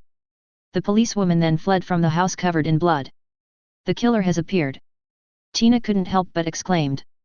At this time, the female police officer who escaped also saw their car. Help! The policewoman screamed for help, looking completely frightened. The killer behind her finally showed up. It was a monster wearing black cloth, with thick hair all over its body and a head like a dry tree stump. It was dragging a pancake cart behind it. The most important thing is that he runs faster than the policewoman. Seeing that the female police officer was in danger, Tina glared and activated her superpower. The next second, the killer was blown away by an invisible force. Chapter 13. Well done! Roca praised. Because she didn't have a direct battle with Jason, Tina's superpowers are obviously weaker, but this level is already very good. As long as you keep training hard, you will become stronger sooner or later. Unfortunately, my superpowers can't hurt him. Tina shook her head with some regret. Her superpowers could indeed knock the murderer away. But it cannot cause much damage to it. As expected. The killer who had just been blown away stood up again and charged forward as if nothing had happened. This guy is just as strong as Jason. And not afraid of pistol bullets. What about 20-gauge shotgun shells? Roca took out the Saiga 12K shotgun from the system space when the killer was only 5 meters away. Bump! The terrifying power of the shotgun directly blasted the killer away, followed by the second shot and the third shot. Roca kept pulling the trigger until he had finished firing a magazine. The murderer also fell down with his body in tatters. That's great, thank you. The policewoman thought the murderer was dead, so she stepped forward to express her gratitude. If no one had rescued her, she would have surely died at the hands of this murderer. Don't be in a hurry to thank him, that guy is not dead yet. Roca stopped Tina who wanted to go forward to check. Because the system did not send any sound indicating that the task was completed, he dared to conclude that the killer was not dead.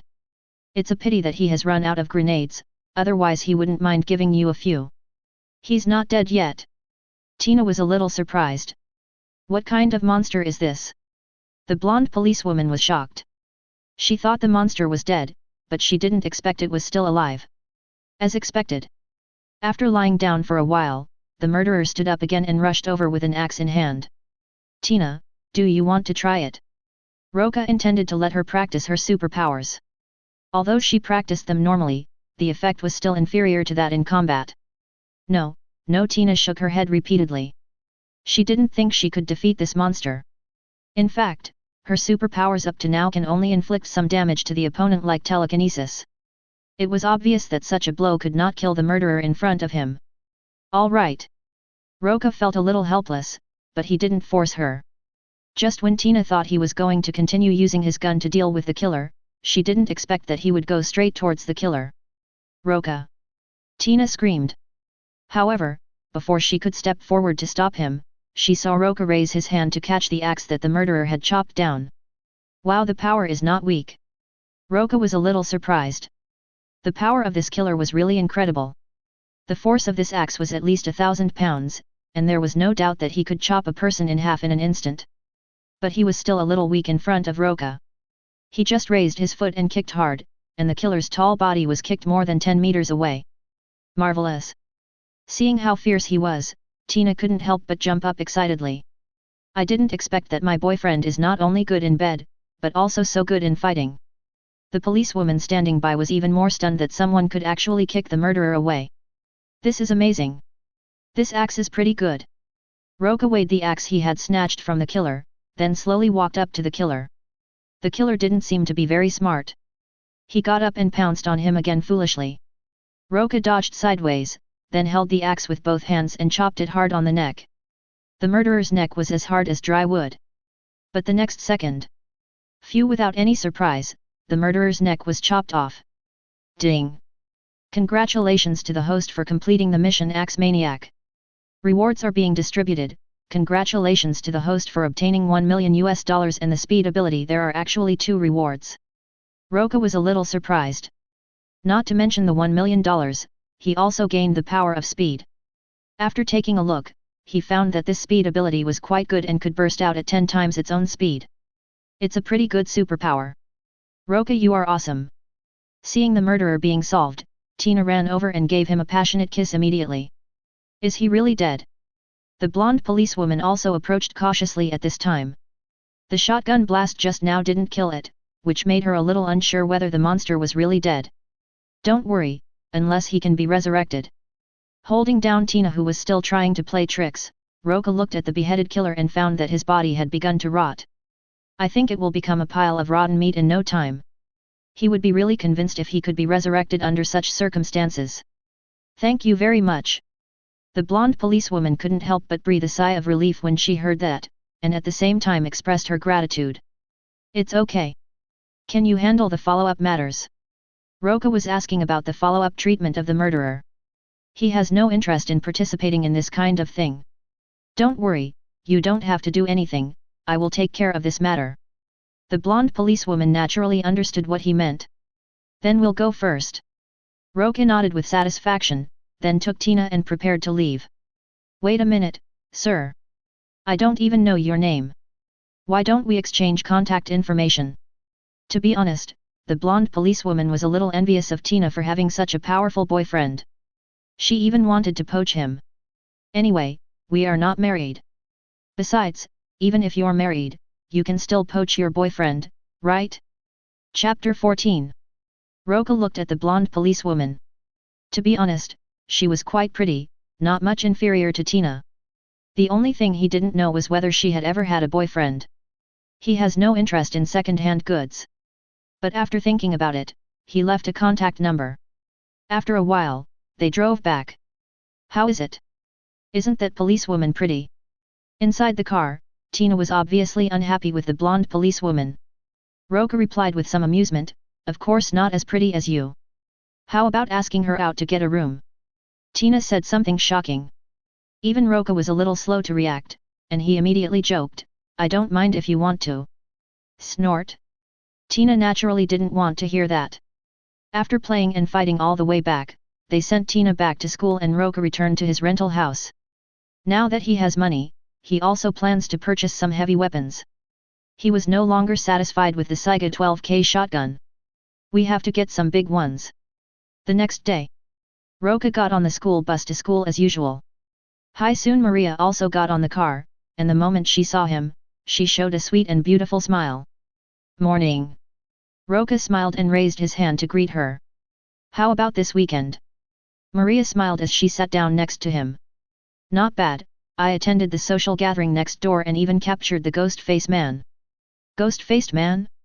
Is it the ghost-faced man that's been popular recently? Have you met a ghost-faced man? When Maria heard about the ghost-faced man, she immediately became interested, but at the same time she was a little worried about him.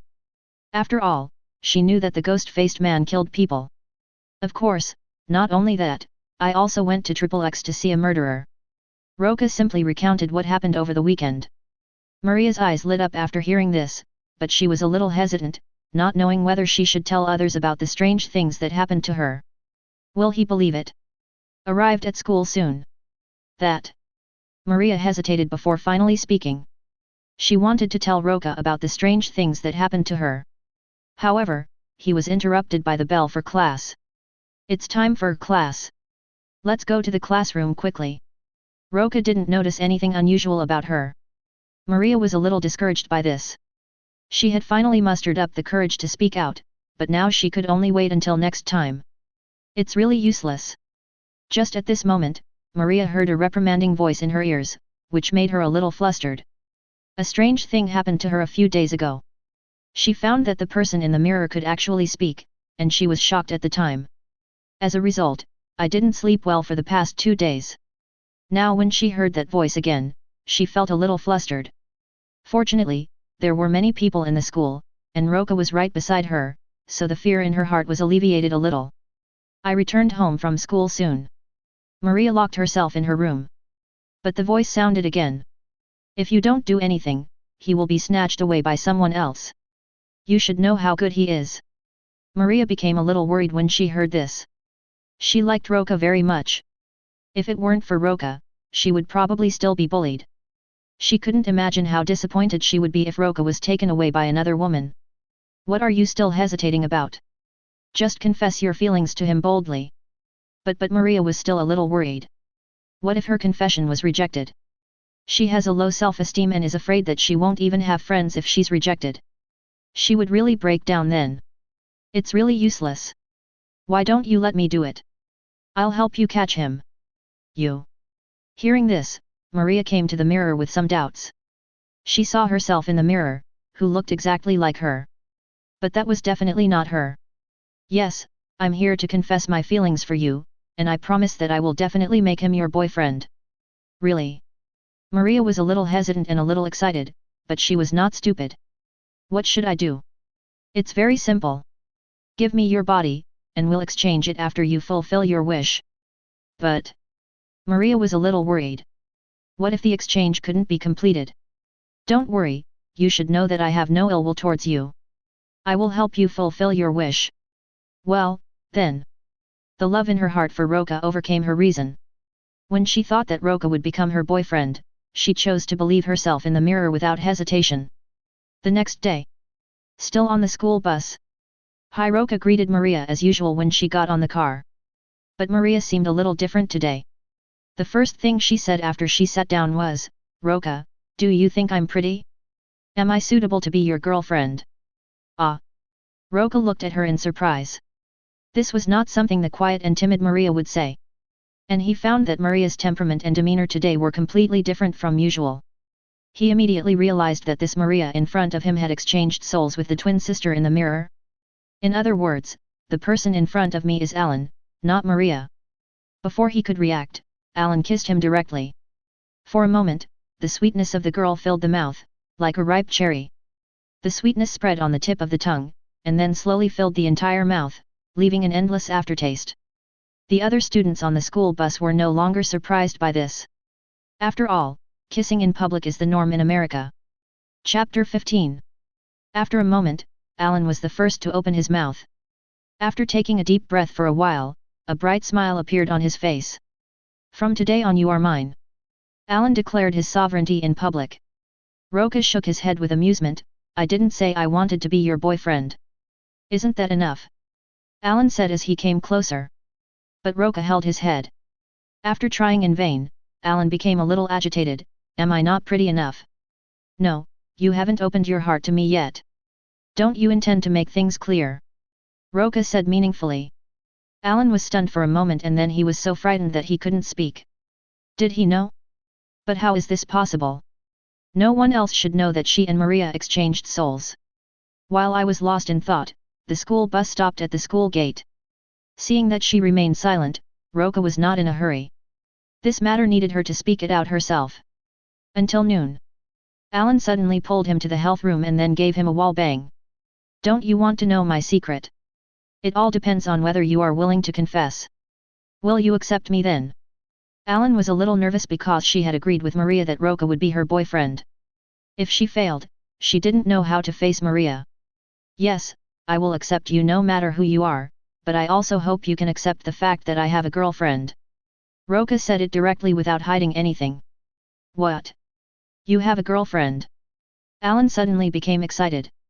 She didn't expect that Roca already had a girlfriend. Yes, she is Tina from the school next door. We met at Crystal Lake. Roca briefly explained the situation, and now it depended on whether Alan would accept it. He really liked this delicate and lovely girl, but there was nothing he could do if she didn't want to. Alan felt sad after hearing this. She didn't expect that Roca already had a girlfriend. This was a little hard for her to accept. But on second thought, what's there to be afraid of if you have a girlfriend? Just snatch it away. I want you to break up with her, and I will give you everything I have. As Alan was speaking, she prepared to take off her clothes. She believed that she would never lose to the woman named Tina, and she was very confident about her body.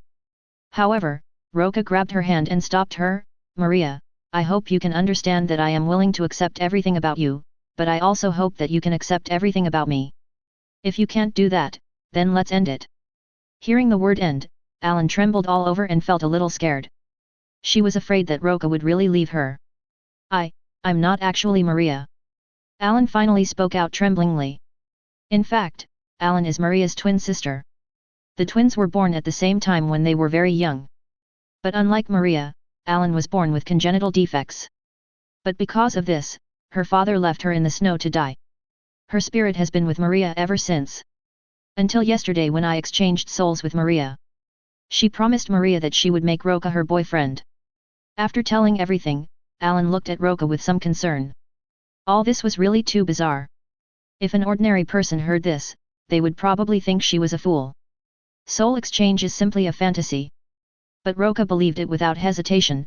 You mean your name is Alan? That's a good name. Alan, who was originally a little nervous, was stunned for a moment when she heard this, and then she smiled brightly. She was right about this man. You really don't dislike us? No, as long as you can accept Maria, I will disappear after that. Alan looked a little lonely after he finished speaking. However, Roca suddenly pulled her into his arms and said, Who said I dislike you? And I won't allow you to disappear. Be good and let me see Maria. Alan, who had originally looked lonely, was so moved that tears welled up in her eyes when she heard this. She didn't expect that Roca didn't dislike her at all for taking over Maria's body. Then she pulled Roca to the mirror. Maria, come out soon. I will help you fulfill your wish. However, Alan shouted for a long time but Maria didn't come out. Roca thought about it and understood why Maria didn't come out. It must be because she wanted to see him here. Don't be afraid, Maria. I already know that you and Alan have exchanged souls, and I have agreed to be your boyfriend, so come out quickly. I have something to ask you.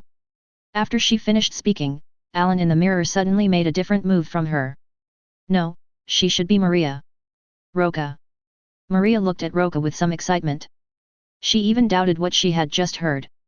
Was Roca really her boyfriend? Maria, don't get excited. Now I have a preliminary understanding of your situation. In fact, Maria, you have always been in your own body. Only with the help of the mirror can the soul exchange be achieved. Yes, yes.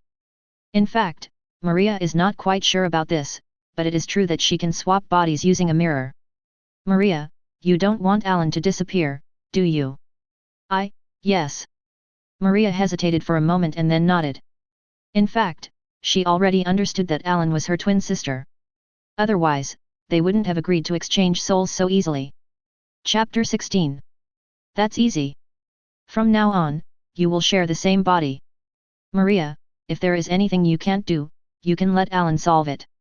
Of course, I will also help you. Roca briefly talked about the best solution. There shouldn't be any problem if two people share the same body, as long as there's no fighting over it. Although this is a bit unfair to Maria, I think she would agree. I'd like to, but is this really okay? Roca, are you sure you don't dislike us? Maria, who has always had low self-esteem since childhood, is still a little worried. This situation seems like a freak to others. Roca shook his head with amusement. Don't think too much, I'm so happy. Happy? Maria was a little confused. Of course I am happy. This way I can have both a shy and timid girlfriend, Maria, and a careful and bold girlfriend, Alan. Others can't find them even with a lantern. One is timid and shy, the other is bold and unrestrained. Having a girlfriend like this allows you to experience two different styles. Roca made a lot of money, okay? Both Maria and Alan were very happy to hear this. The passionate Alan even gave Maria a passionate kiss, which made her in the mirror shy and excited at the same time. If she wasn't so shy, she would definitely let her do it. She hasn't even tried kissing yet. Fortunately, Alan did not forget her, and after a long kiss, he exchanged souls with her. Roca naturally couldn't show favoritism and gave her a long kiss. The girl's lips were so sweet that people couldn't stop. Ding! Congratulations to the host for completing the mission Man in the Mirror. Rewards are being distributed. Congratulations to the host for gaining the hearing ability in an instant. Roca heard voices coming from all directions. You can hear cockroaches crawling, spiders hunting prey, students playing and fighting outside the health room, and even the sound of lovers biting each other's lips in the woods in the distance. For a moment, a lot of noise came, making him feel uncomfortable. Fortunately, he adapted quickly. Just actively block out those noisy sounds. That's a good ability. Roca was very satisfied with this reward. Roca. Maria then kissed him again. No, it should be Alan who was so passionate and unrestrained. Then she boldly pushed Roca down and rode on him. Then he couldn't wait to take off his clothes. I didn't expect her to be so impatient. Roca was a little amused and held her next to the mirror, allowing Maria in the mirror to watch their fight up close. When Alan couldn't hold on any longer, they switched places. Maria replaced her. The two women with different styles really gave him different kinds of pleasure. Fortunately, no one usually comes to the health room. But you need to talk to the teacher about skipping classes. After school in the afternoon. Roca brought Maria to the company he rented. Although no one had asked him to perform an exorcism so far, the company still needed one. Exorcist agency. Maria was a little surprised when she arrived at the company. Is it weird? Maria, do you think that Jason and the axe maniac I told you about before were a joke? No, I'm just a little surprised. Maria shook her head. Actually, it was not surprising that Roca accepted them so quickly. How could people who have never been exposed to these magical things accept them so quickly? I came to take a look. It seems that there is a commission coming to the door. Roca sat in front of the computer and found that there was already a commission on his company's website. The commission was about a doctor named Loomis who, after discovering that the serial killer Myers had returned to the town of Haddonfield, asked the police to kill Myers, but was not believed. Somehow he found the website of Roca's exorcism agency. Myers, the killer? Is he the one who is known as one of the 4 greatest killers in Western film history? Ding! The system has updated the task Halloween 4, please kill the murderer. Miles. After hearing the system's prompt, Roca completely confirmed the mission. I didn't expect that just after dealing with Jason, I met Miles. It seems that these 4 murderers can't escape his control. Can I come with you? Maria was a little worried that he might get into danger, so she wanted to go with him. Sure. Roca agreed without thinking too much. Although Miles also possesses the ability of immortality, his strength and speed are not as good as Jason's. It's not difficult to solve. But is it really okay for you not to go home? Roca remembers that her father was very strict and even wanted to give Maria plastic surgery. He would never allow such a thing. Such a beautiful face might become ugly if it undergoes surgery. And no man likes his woman to have surgery on her face. Alan told me to resist bravely, and you said you would protect me, right? Maria was also a little afraid of her father, but Alan told her that she had to resist, otherwise she would really be forced to have plastic surgery. Roca smiled and held her petite body in his arms and said, "Of course I will protect you. If your father forces you to do this, then come live in my house and I will support you." Kindness. Maria was very happy to hear this. She has always been misunderstood by her parents at home and bullied outside. She has long thought about running away from home. But she had no means of survival. Chapter 17. And given her cowardly character, running away from home was just a thought. But with Alan's instigation and Roca's promise, she was naturally not afraid. "It's getting late. Let's set off tomorrow. It's time to rest now." Roca said this and picked up Maria by the waist, then walked into the room. Maria exclaimed repeatedly but did not resist at all. Instead, she took the initiative to hug his neck and kiss him. The next day, the two drove to the small town of Haddonfield. The two of them were on vacation along the way, enjoying the scenery along the way, and even stopped on the side of the road where no one was around to have S*X in the car. When they arrived at the small town of Haddonfield, it was already evening. Because it was Halloween, the whole town was in a carnival. At this moment, several bright lights forced their vehicle to stop on the road ahead. "Who are you?" The person who came forward to ask questions was wearing a police uniform and was obviously a policeman in the small town. "We are here at the request of Dr. Loomis." Roca didn't explain much. The policeman's expression was obviously relieved after hearing Dr. Loomis's name. "There is a vicious murder case happening in this town. If you have nothing else to do, please leave as soon as possible." After saying that, he let him go. Roca nodded and drove into the town. A moment later the car stopped in front of the police station in the town. Dr. Loomis, who had received the news in advance, came out to greet them. "Welcome to Haddonfield, Mr. Roca." "Hello Dr. Loomis." Roca shook his hand politely. However, when Loomis saw how young he was and that he was accompanied by a female companion, he frowned and his attitude suddenly changed for the worse. "Maybe I'm desperate and trying all kinds of methods. This time, dealing with Miles is no joke. He is a cold-blooded murderer. Please rest assured, Dr. Loomis. Since I have accepted the commission, I will certainly be able to solve it. People judge others by their appearance wherever they are, but Roca doesn't care about it." "All right." Loomis did not refute, perhaps the young man in front of him really had some abilities. "Myers has killed 6 people and blew up a gas station. He is now hiding somewhere in the town of Haddonfield. We must catch him as soon as possible. So what do you have to say?" Roca raised an eyebrow and asked. "No." Loomis shook his head. He had already told the police station about the matter, and the police station also dispatched many police officers to search for Miles overnight. In the small town of Haddonfield, the murderer Myers is very famous. No one will take this matter lightly. There is no other way. So the most important thing now is to find Miles. Roca touched his chin. It was indeed difficult to find a murderer who appeared and disappeared so elusively in such a big town. But he remembered that Miles had a different setting from the mama's boy Jason. Jason will kill anyone who comes near Crystal Lake. Miles will kill his own blood relatives or others who stand in his way. If he remembered correctly, Miles' target in this work was his niece Jamie. Jamie's mother Lori is Miles' biological sister. So just find Jamie. "Dr. Loomis, I already know what's going on. I will catch Miles as soon as possible." Roca said goodbye to him. Then he drove away with Maria. Loomis didn't say much when he saw this. One more person means more strength. If the two were unfortunately killed by Miles, it could only be said that they were too unlucky. Michael Myers, when he was a child, killed his sister with a kitchen knife. Later, his parents sent him to a mental hospital. "Roca, where should we find this murderer?" Maria found some relevant information about Miles. "You've read about Miles' deeds. Who do you think he would target for murder?" "Murder target? Miles has killed many people, but his targets always seem to be his parents and sister."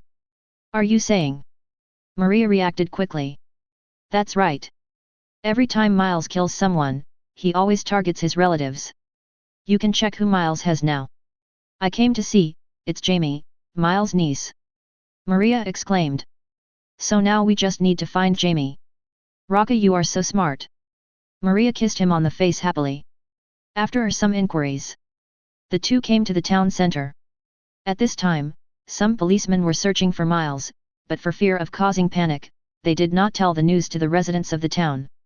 So the town is very lively. Some children also went door to door asking for candy as per Halloween custom. Roca, according to the eldest sister over there, Jamie is among those children. That woman should be Rachel, the sister who adopted Jamie. After Maria asked around, she pointed at the lively children not far away. Well, let's go over and get to know each other. Roca opened the car door and got out, then walked over with Maria. At this time, Rachel seemed to have an argument with a man. After listening carefully, it turned out to be Rachel's boyfriend Brady. Because she had to take care of Jamie, she didn't spend Halloween with Brady. Chapter 18. But I didn't expect Brady to spend Halloween with another woman. Rachel was so angry when she found out she was cheated on that she didn't even notice that Jamie had run away alone. Follow them. Seeing Jamie running away, Roca immediately pulled Maria to follow him. Little boy, it's not safe to walk alone at night. Roca stopped the little girl Jamie. When Jamie saw the two people blocking the road, she was subconsciously a little scared. Then she looked at a person wearing a white mask beside her and screamed in fright. When the children saw that their prank was successful, they immediately ran away laughing. On this Halloween night, children will dress up as monsters and ghosts. The white mask costume just now is exactly Miles' classic look. That's why Jamie screamed in fear. It's fine. Roca hurriedly grabbed Jamie who was trying to escape and comforted him. Jamie. Just then, Jamie's sister Rachel came over. After seeing Jamie being caught by a stranger, he rushed over anxiously and pulled Jamie over. Don't worry ma'am, I mean no harm. Roca explained helplessly. Jamie, are you okay? I'm fine.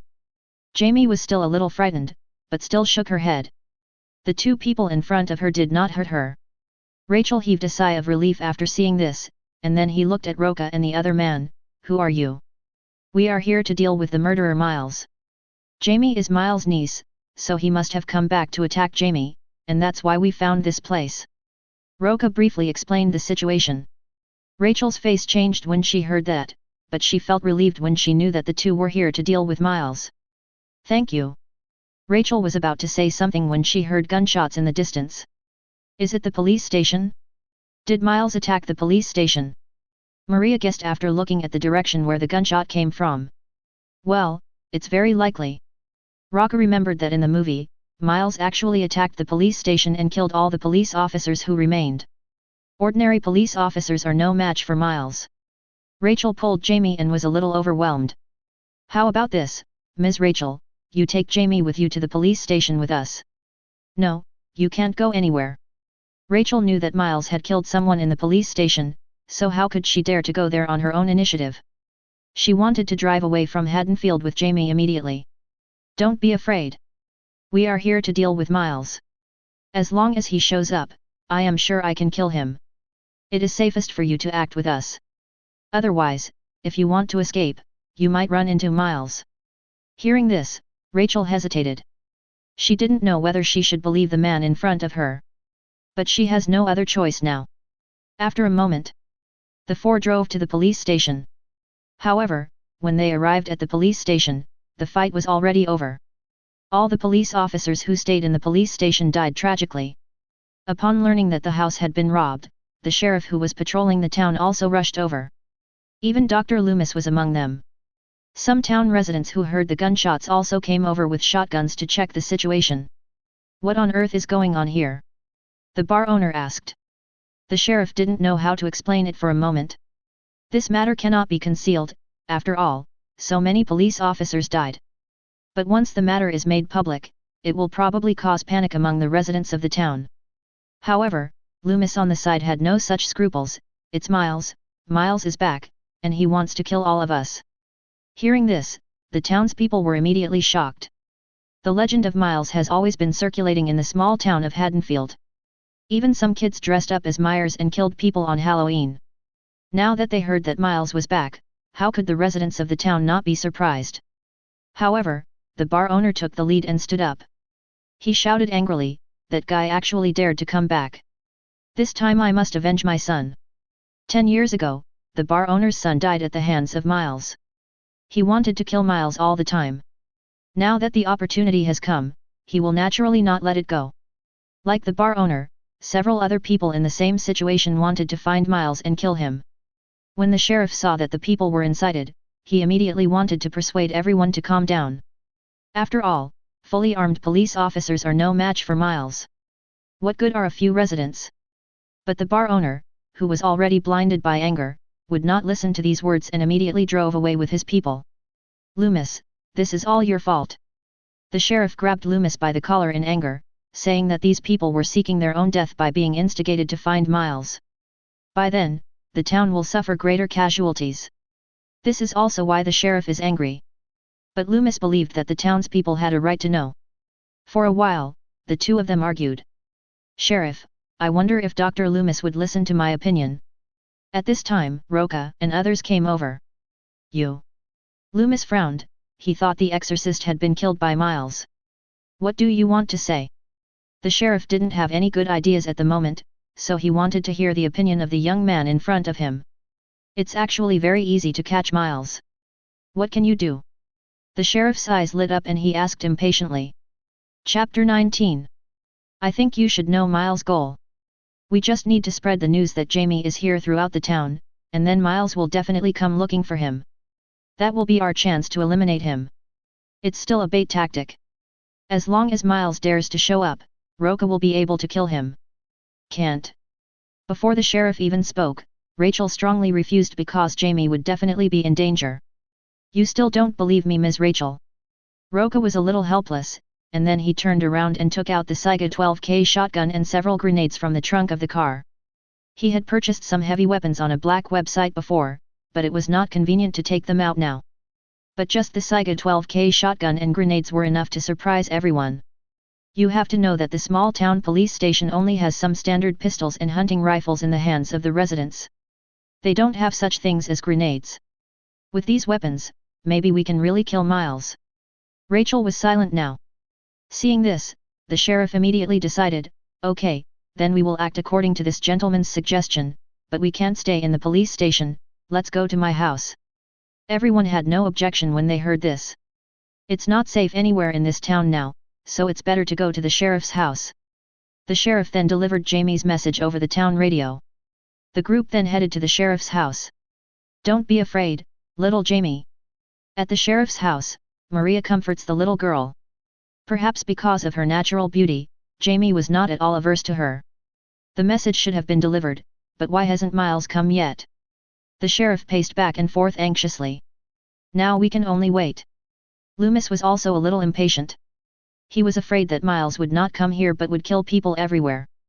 That way, no one can stop Miles. Roca was not worried at all. Based on his understanding of Miles, he would definitely come here. It was at this time. Snap! All the lights in the house dimmed. What's going on? Laurie held Jamie in his arms in a panic. Why did the power suddenly go out? The sheriff frowned. It was impossible for the power to be out during this period of time. There is only one explanation. It looks like Miles attacked the power supply. Roca knew without hesitation that this was definitely Miles' masterpiece. This is the same method as Jason's, both of which create panic and opportunities by cutting off power. Anyone left alone will be attacked. What do we do now? The sheriff was also getting impatient at this time. Roca said firmly, don't worry, this is just Miles's trick, and it also means that he will definitely come here. After hearing these words, the sheriff finally calmed down. He was a little surprised. He didn't expect that such a young man could remain so calm when faced with such a thing. It's really impressive. Don't worry, Roca will definitely be able to deal with that monster. Maria said with trust in her tone as she held Roca's arm. No one was talking. Everyone was alert to everything around them. After a moment. Here we go. Roca's deep voice startled several people. Where? The sheriff raised his pistol and asked nervously. Dr. Loomis, Laurie, and the others were also looking nervously at the doors and windows around them. 500 meters away from here, he is very fast. Roca's ears moved slightly. With his hearing ability, he could easily hear the movements 500 meters away. And that heavy step could only be taken by Miles. The sheriff and Loomis looked at each other in bewilderment when they heard what he said. How on earth did this guy know what was happening 500 meters away? And are you sure it's Miles? At this time, Roca stood up and walked towards the door. The sheriff was shocked. Mr. Roca, where are you going? Now that we know Miles' location, the natural thing is to kill him. Leaving this sentence, Roca left the room directly. Maria followed immediately. Seeing this, the sheriff, Loomis and others hesitated for a moment and then followed. For now they can only trust this young man, otherwise they will all die here. Stop hiding, Miles. I know you're here. When he arrived at the gate, Roca stared at a shadow outside the yard. However, no one answered. There was no movement. Mr. Roca, you are not mistaken, are you? The sheriff who followed him looked in the direction of his gaze, but saw nothing. The same thing happened to the others, who found nothing. Roca didn't waste any time, he walked forward with the Saiga 12K shotgun in one hand and started firing a shot. Bump! The loud gunshot startled everyone. Then a figure was seen being blasted out. The sheriff and several others immediately shone their flashlights over there. It's Miles, it's him, I won't make a mistake. Dr. Loomis screamed. He would never forget the appearance of Miles in his life, so he would never make a mistake. Kill him now. The sheriff raised his pistol and fired a burst of shots, but only a few of the bullets hit Miles. This guy's shooting skills are really bad. Fortunately, Roca is there to back us up. Miles, who was knocked down by the spray, stood up again, then rushed over with a kitchen knife in hand. Madness! Roca sneered and then pulled the trigger. Boom boom boom. Accompanied by powerful gunshots, Miles was sprayed back repeatedly. Chapter 20. Although Miles was named one of the 4 greatest killers along with Jason and Flanders, his abilities were much weaker than the former, and he was even inferior to the Axe Maniac. In the third film, the burns from a fire left him bedridden for 10 years. Not to mention being hit by a 20-gauge shotgun shell like now. When Roca finished a magazine, Miles' body was already riddled with holes, and his waist was almost broken. The head was beaten beyond recognition, with half of the head missing. He looked extremely miserable. Ding! Congratulations to the host for completing the mission Moonlight Panic 4 and killing Miles. Rewards are being distributed. Congratulations to the host for obtaining the superpower of Steel Bones. Ding! The personal attribute panel has been opened, please check it yourself. Kindness. Roca was a little surprised. He didn't expect that the system would enable a new function. He was also somewhat curious about what his current personal attributes were like. Host, Roca. Number of completed tasks, 5 used item, Perfect Super Soldier Serum Superpowers, Super Regeneration LV1, Super Speed LV1, Super Hearing LV1, Super Steel Bones LV1. These superpowers I have obtained are only level 1. Roca was a little surprised. So these superpowers can be upgraded? How strong will it become after upgrading? Great, finally killed him. After seeing Miles' body was beaten to pieces and motionless, the sheriff and Loomis all breathed a sigh of relief. Miles has always been the nightmare of the small town of Haddonfield, but now they don't have to worry about him anymore. Thanks. Rachel pulled Jamie over and thanked him excitedly. If it weren't for Roca, they would probably still be hunted by Miles. I just received a commission from Dr. Loomis. Roca smiled and shook his head, glancing at the little girl Jamie inadvertently. In his memory, the reason why Miles became a murderer was not just because he was a murderous pervert. There is one biggest reason. That is, the nanny who took care of him since he was a child and the later director of the mental hospital were both members of a cult organization. It would be strange if Miles didn't become a murderer after being brainwashed by the cult. Moreover, Miles was a person sacrificed by the cult, so he chased after his relatives and killed them. And Jamie also seems to be showing signs of turning into a murderer. But these are not things Roca needs to worry about. Of course, he didn't mind reminding the sheriff and Rachel. Because it's already very late. Roca and Maria stayed at the sheriff's house. The next day, upon learning that it was Roca who killed Miles, the people in the town enthusiastically prepared a party for him. The two drove away only after attending the party. On the way back, Maria was a little excited because they had experienced such an interesting thing together. But as she got closer to returning home, she just couldn't be happy anymore. Because her cell phone has been turned off since the night before yesterday. I'm afraid her father is looking for her now. Don't worry, just give your father a call. If anything goes wrong, you can just come to my house. Roca drove while holding her tender little hand to give her courage. After hesitating for a moment, Maria mustered up the courage to call home. As expected. Her father was furious that she had turned off her phone for 2 days and had not returned. Maria was so frightened that she hung up the phone without saying anything. Seeing her aggrieved look, Roca felt distressed. Forget it, just go to my house. When your father comes to his senses and apologizes to you, consider going back. Kindness. Maria nodded repeatedly when she heard this. She was particularly afraid to face her father now. So it's best not to go back. But it is obvious that we cannot avoid facing it. Maria's father found out through the school who approached his daughter, and soon came to the house, wanting to take Maria away. However, he was rejected by Roca in a domineering manner. In the end, Maria's father had to leave angrily, but Maria's mother had a good impression of him. That's pretty much the end of it. And Roca also has to apologize for not spending Halloween with Tina. Okay, I forgive you. After a whole day of dating, Tina finally stopped being angry. Of course, she wasn't actually angry. She just blamed Roca for not calling her when he went to deal with Miles. Oh, by the way, I recently heard a classmate of mine tell me about a horror legend, about a dream demon that likes to kill people in dreams.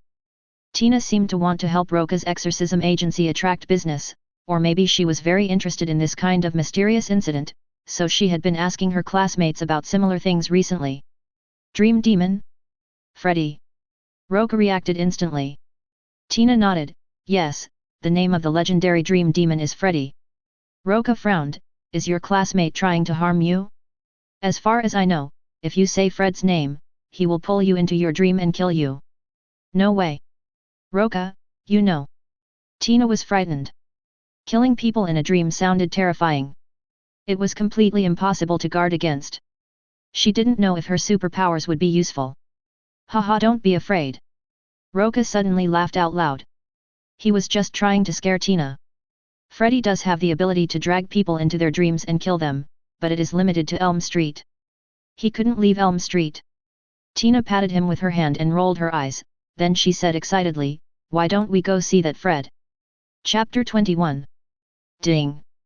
The system has updated the task A Nightmare on Elm Street 3, please kill Freddy. Roca raised his eyebrows. Sure enough, the task was updated again. But this time is different from the past. Freddy is more dangerous than any monster he has encountered before. Neither Jason nor the Axe Maniac were as dangerous as Fred. After all, he didn't have the ability to fight back against Freddy's dreams. But since this is A Nightmare on Elm Street 3, there is a way to deal with Fred. He remembered that there was a girl in the movie who had the ability to pull people into their dreams. And that's exactly how Freddy was dealt with in the movie. You can go, but only I can go. Why? Tina was very dissatisfied after hearing this, because she was very eager to go on an adventure with Roca. Because Freddy's ability is very dangerous. He can kill people just through dreams. I'm afraid even I can't protect you. Roca's attitude was very firm. He was not afraid of Freddy. Freddy's ability was indeed very strong, and he was an unsolvable existence in the dream. But it's not so easy to hurt him. His superpowers are no joke.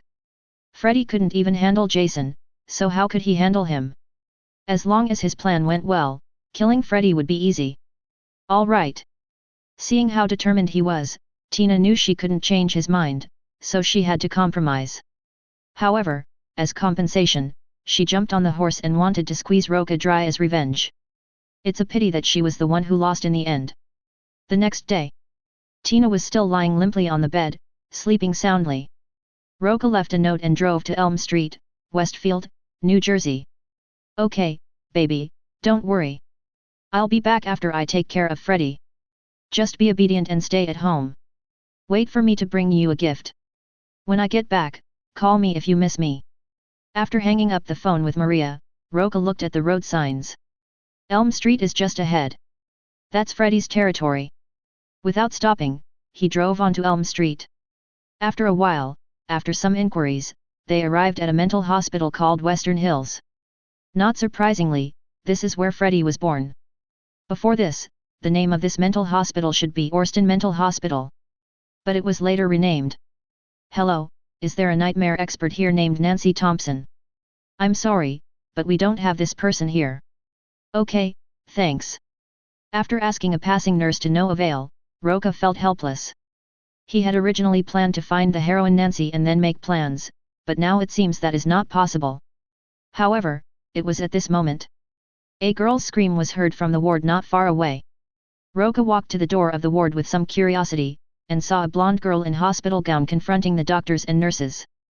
Because the blonde girl was holding a scalpel in her hand and her emotions were extremely unstable, no one else dared to approach her. At the same time, she was reciting a nursery rhyme intermittently. 1, 2 Freddy is coming to catch you, 3, 4 lock your door, 5, 6 go get the cross. Seeing this, Roca walked in without hesitation and recited the second half of the nursery rhyme, 7, 8 stay up all night, 9, 10 never sleep. Hearing this, the blonde girl raised her haggard face and looked at Roca, then she actually threw herself into his arms and started crying. This scene shocked the doctors and nurses around. Excuse me, sir, what is your relationship with Miss Christine? Dr. Gordon asked doubtfully. No, I have nothing to do with this young lady. Roca shook his head slowly. Upon hearing this, Dr. Gordon and the nurses and caregivers were suddenly confused. I don't know you, why are you hugging someone else? The key point is that Christine, who was impatient just now, has now calmed down. What is going on? Why do you know this nursery rhyme? At this time, a brown-haired beauty came to the medical room and asked. You are Ms. Thompson. A male doctor recognized the man's identity and immediately greeted him warmly. Long time no see, Dr. Neil. Just call me Nancy. Nancy smiled politely. Roca also recognized her at this time. This beautiful brown-haired girl was none other than the heroine Nancy. A little younger and prettier than he had imagined. I wonder how you know that nursery rhyme. At this time, Nancy came up to the two of them and asked. Roca shrugged, I actually heard about it, so I came to Elm Street to confirm it. I think you may need my help. You're not from Elm Street? Nancy was a little surprised and puzzled by what he said. Roca nodded, yes, I'm here to solve the trouble on Elm Street. Nancy frowned and said nothing. She was very aware of the trouble on Elm Street, but this matter should not be known to outsiders. And she didn't want outsiders to know about this. Freddy feeds on fear, and if anyone knows his name, he will rise from hell. So the fewer people who know about it, the better. Chapter 22. My name is Roca. If you have any trouble, you can tell me.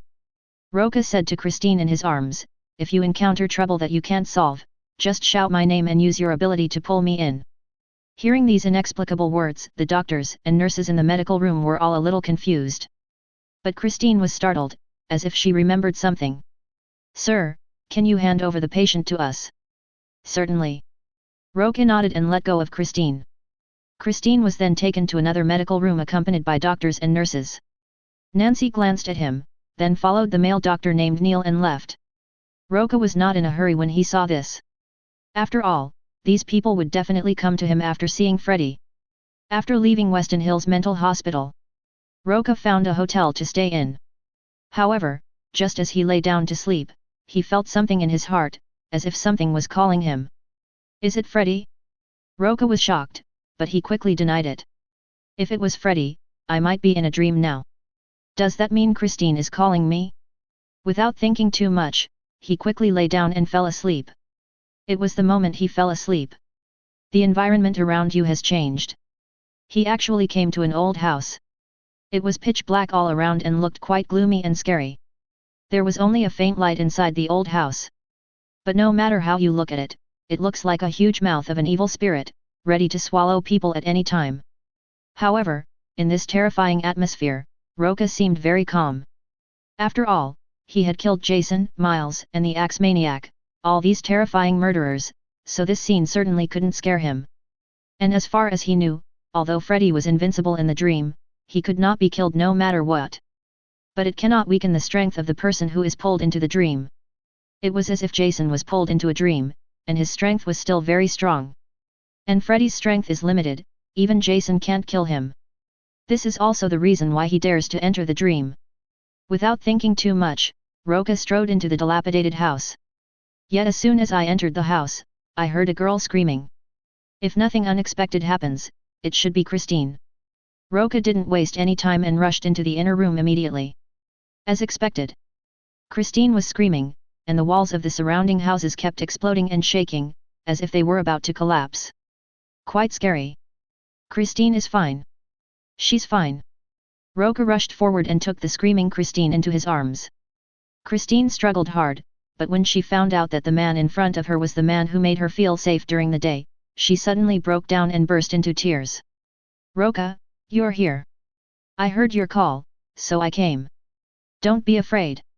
Freddy can't do anything to us. Kindness. Christine just felt relieved after hearing this, but she found something biting her foot.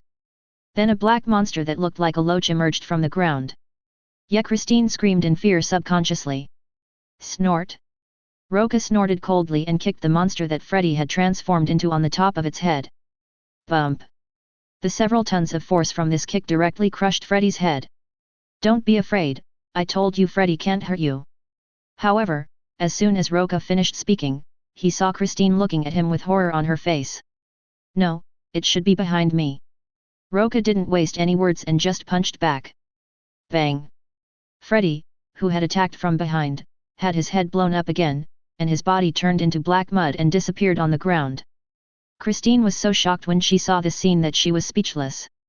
She didn't expect that this man could even defeat Freddy.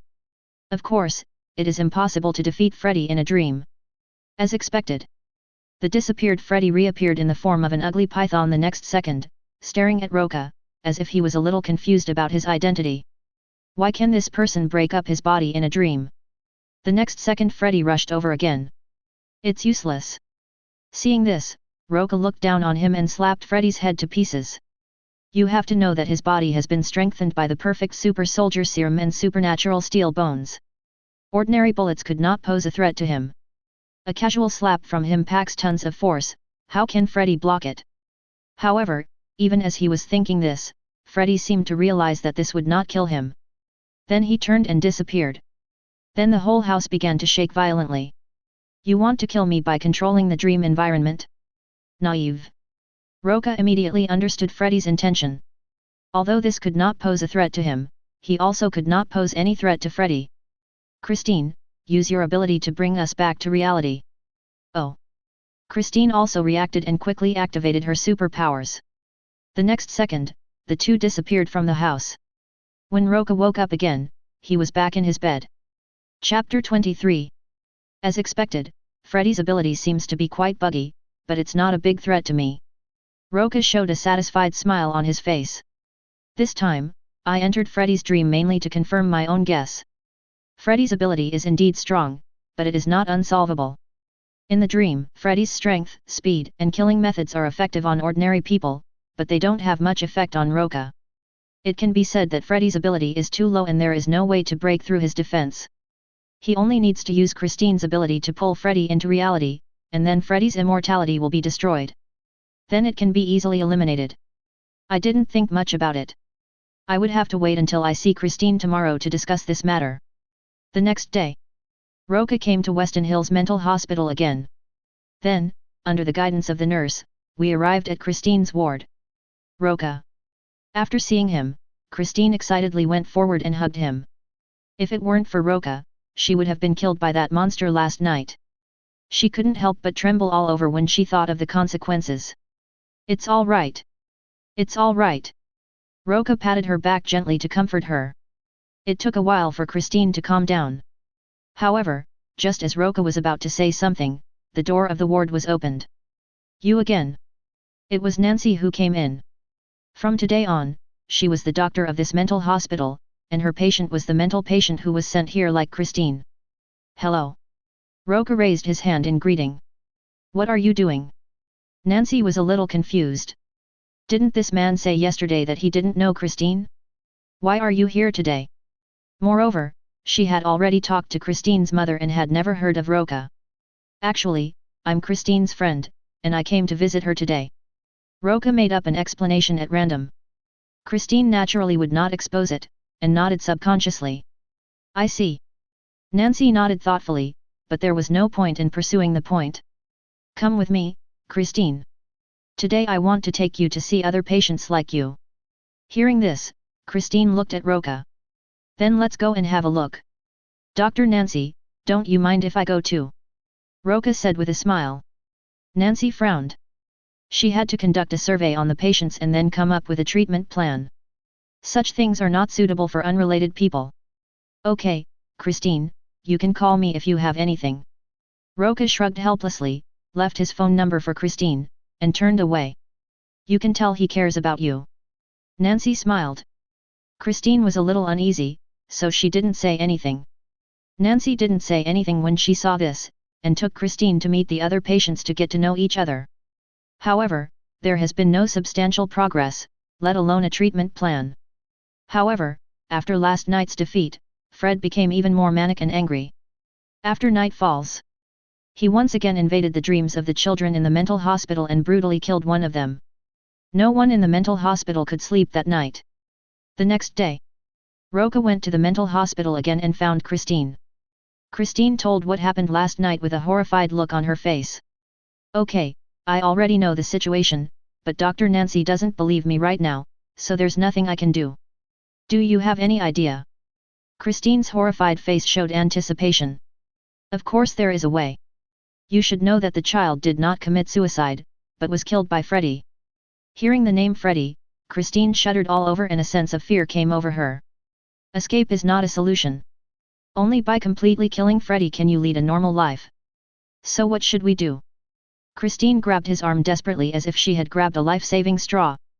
I need your cooperation, especially you. You have the ability to bring items from dreams back to reality. That means as long as you bring Freddy from dreams to reality, his invincibility will disappear, and then we can destroy him. In the dream, Roca couldn't do anything to Freddy. Freddy couldn't do anything to him. But the reality is different. There are countless ways he could have killed Freddy. Even if Freddy is resurrected, it will take many years. I understand. I will convince Dr. Nancy. Christine nodded, and made up her mind to convince Dr. Nancy and Dr. Gordon. However, her idea was too simple. Regarding what happened last night, Dr. Nancy and Dr. Gordon asked the patients about the situation. Everyone was horrified by Philip's death. Dr. Gordon believes Philip committed suicide. But children who also had nightmares thought otherwise. Christine even stood up and said the name Freddy, and told him that Freddy killed Philip. But no one believes it. It was night again. All the patients and children are afraid to face the nightmare. The same thing happened to blonde Jennifer Caulfield, who sat in the living room smoking and watching TV, trying not to fall asleep. He was even so cruel as to burn his arm with the cigarette butt. Chapter 24. Just when she was feeling relaxed, she saw a terrifying face suddenly appear on TV. Jennifer was startled. At the same time, a terrifying sound was repeated on TV. Jennifer, Freddy is here to see you. Jennifer was frightened in an instant and rushed forward to turn off the TV. But I can't turn it off. Then, a disgusting black arm stretched out from both sides of the TV and grabbed her. Yeah, Jennifer screamed in horror, an indescribable fear coming over her. Then a terrifying face appeared on TV. Jennifer, Freddy is here to see you. The next moment, Freddy grabbed Jennifer's head and slammed her into the TV. The same thing happened in reality. When the nurses noticed the commotion, they saw Jennifer's head stuck in the TV, falling dead in midair. Suddenly, the nurses let out screams of terror, echoing throughout the mental hospital. This night is destined to be another sleepless night. Until the next day. As patients continued to die, the mental hospital was under tremendous pressure. After attending the funerals of 2 patients, Nancy couldn't stand the pressure and found Christine to find out what was going on. I've said it before, we have to face him, only Roca can fight him. Christine said very seriously. Nancy frowned. If it were before, she might have been a little skeptical. But after experiencing the mysterious deaths of 2 patients, she had to believe that Freddy was the culprit behind all this. How can we fight him? Nancy asked with a frown. I have the ability to pull people into my dreams. As long as we defeat Freddy in the dream and then bring him into reality, we can destroy him. Christine said with great conviction. Nancy was a little surprised after hearing this. Did Mr. Roca say this? Christine nodded. Yes, it was Roca who saved me in my dream. Nancy was even more surprised after hearing this. Who on earth is that person called Roca? Is it possible to do such a thing? But she was willing to give it a try anyway. After all, there was no better way now. If we continue like this, I'm afraid all the children will be killed by Freddy.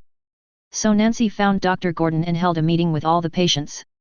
At the meeting, Nancy didn't waste any words and directly pointed out Freddy, the source of everyone's nightmare.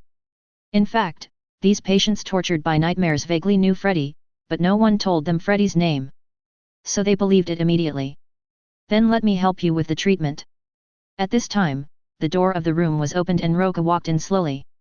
I invited him here. Facing Gordon's puzzled look, Nancy began to explain. Since I proposed the plan, I will naturally be the one to execute it.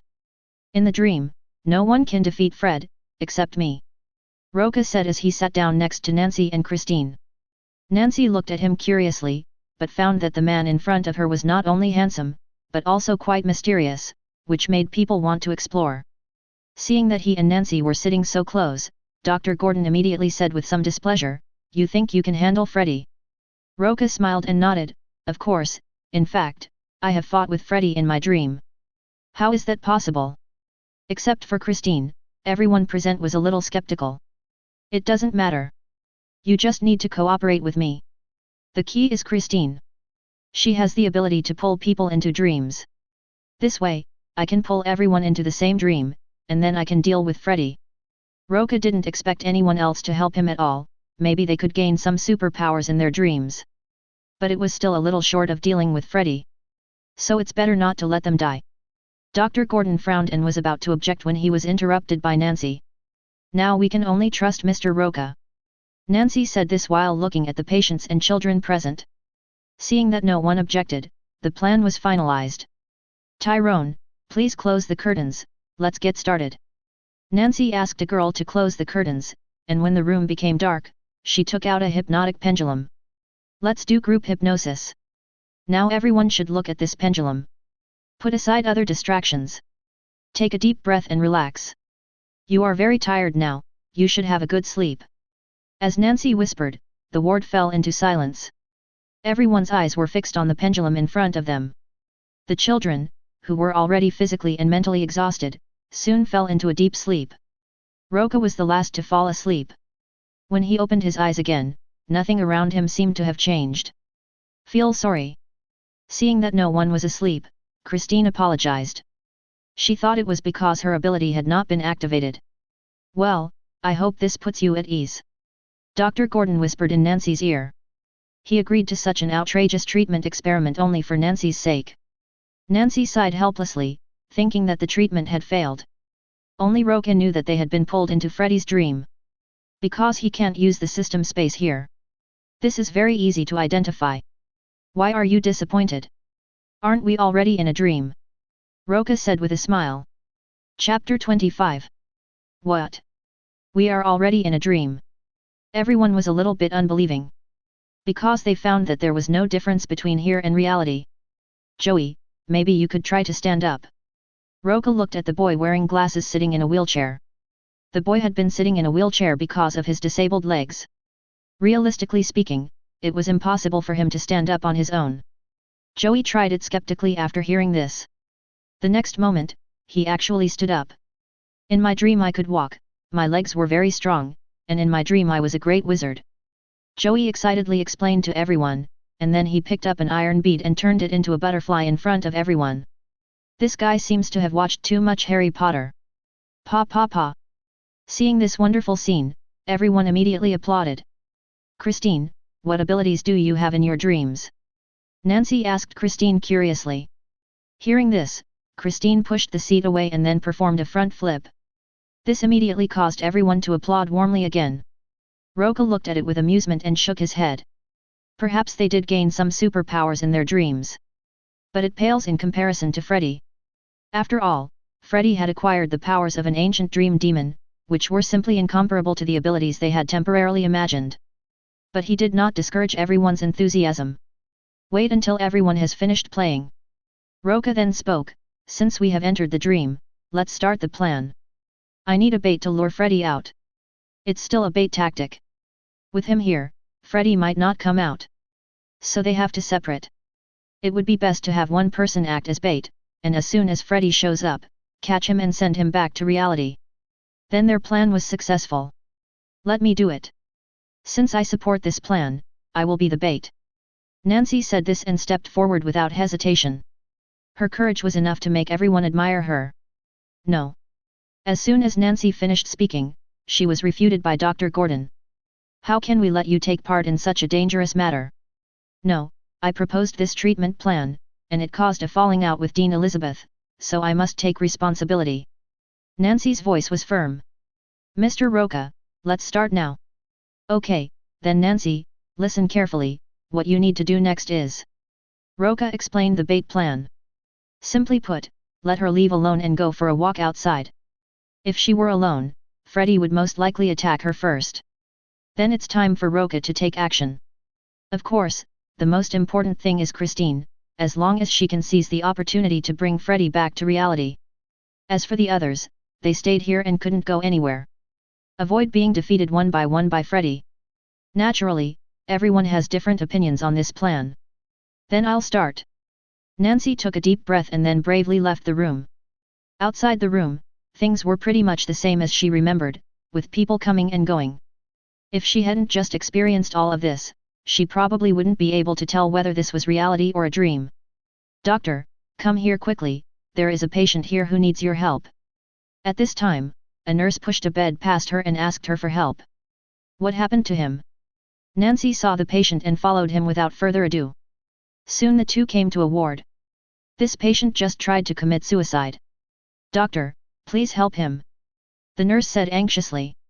Good. The situation was urgent. Although Nancy was not very professional in surgery, she acted without hesitation. After preparing the tools for surgery, she lifted the white cloth covering the patient's face. The next second, a horrible burned face appeared in front of him. Nancy was caught off guard and screamed in fear, and then her hand was grabbed by Freddy, who was lying on the hospital bed. Freddy grinned, stretched out his steel claws and slowly slashed towards her face. Under this extreme fear, Nancy tried hard to break free, but she couldn't. He was about to be murdered. The next second, the ward door was violently kicked open. Then Roca took a step forward and came to Nancy's side and grabbed Freddy's steel claws. Roca exerted force and actually pulled Freddy's arm off. Then he punched his head again and blew it up. Are you okay? Roca held Nancy, who was almost unable to stand, and said with concern. I'm fine, but Freddy ran away.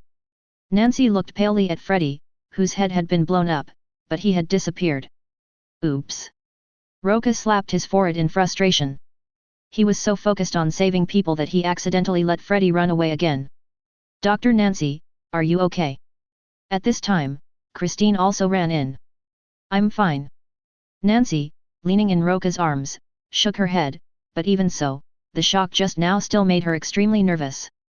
If you enjoyed this video, please give it a like and subscribe to the channel so you are notified of future uploads. You can find the next parts in the playlist visible on the screen or on my channel. Thank you for watching, and I'll see you in the next one.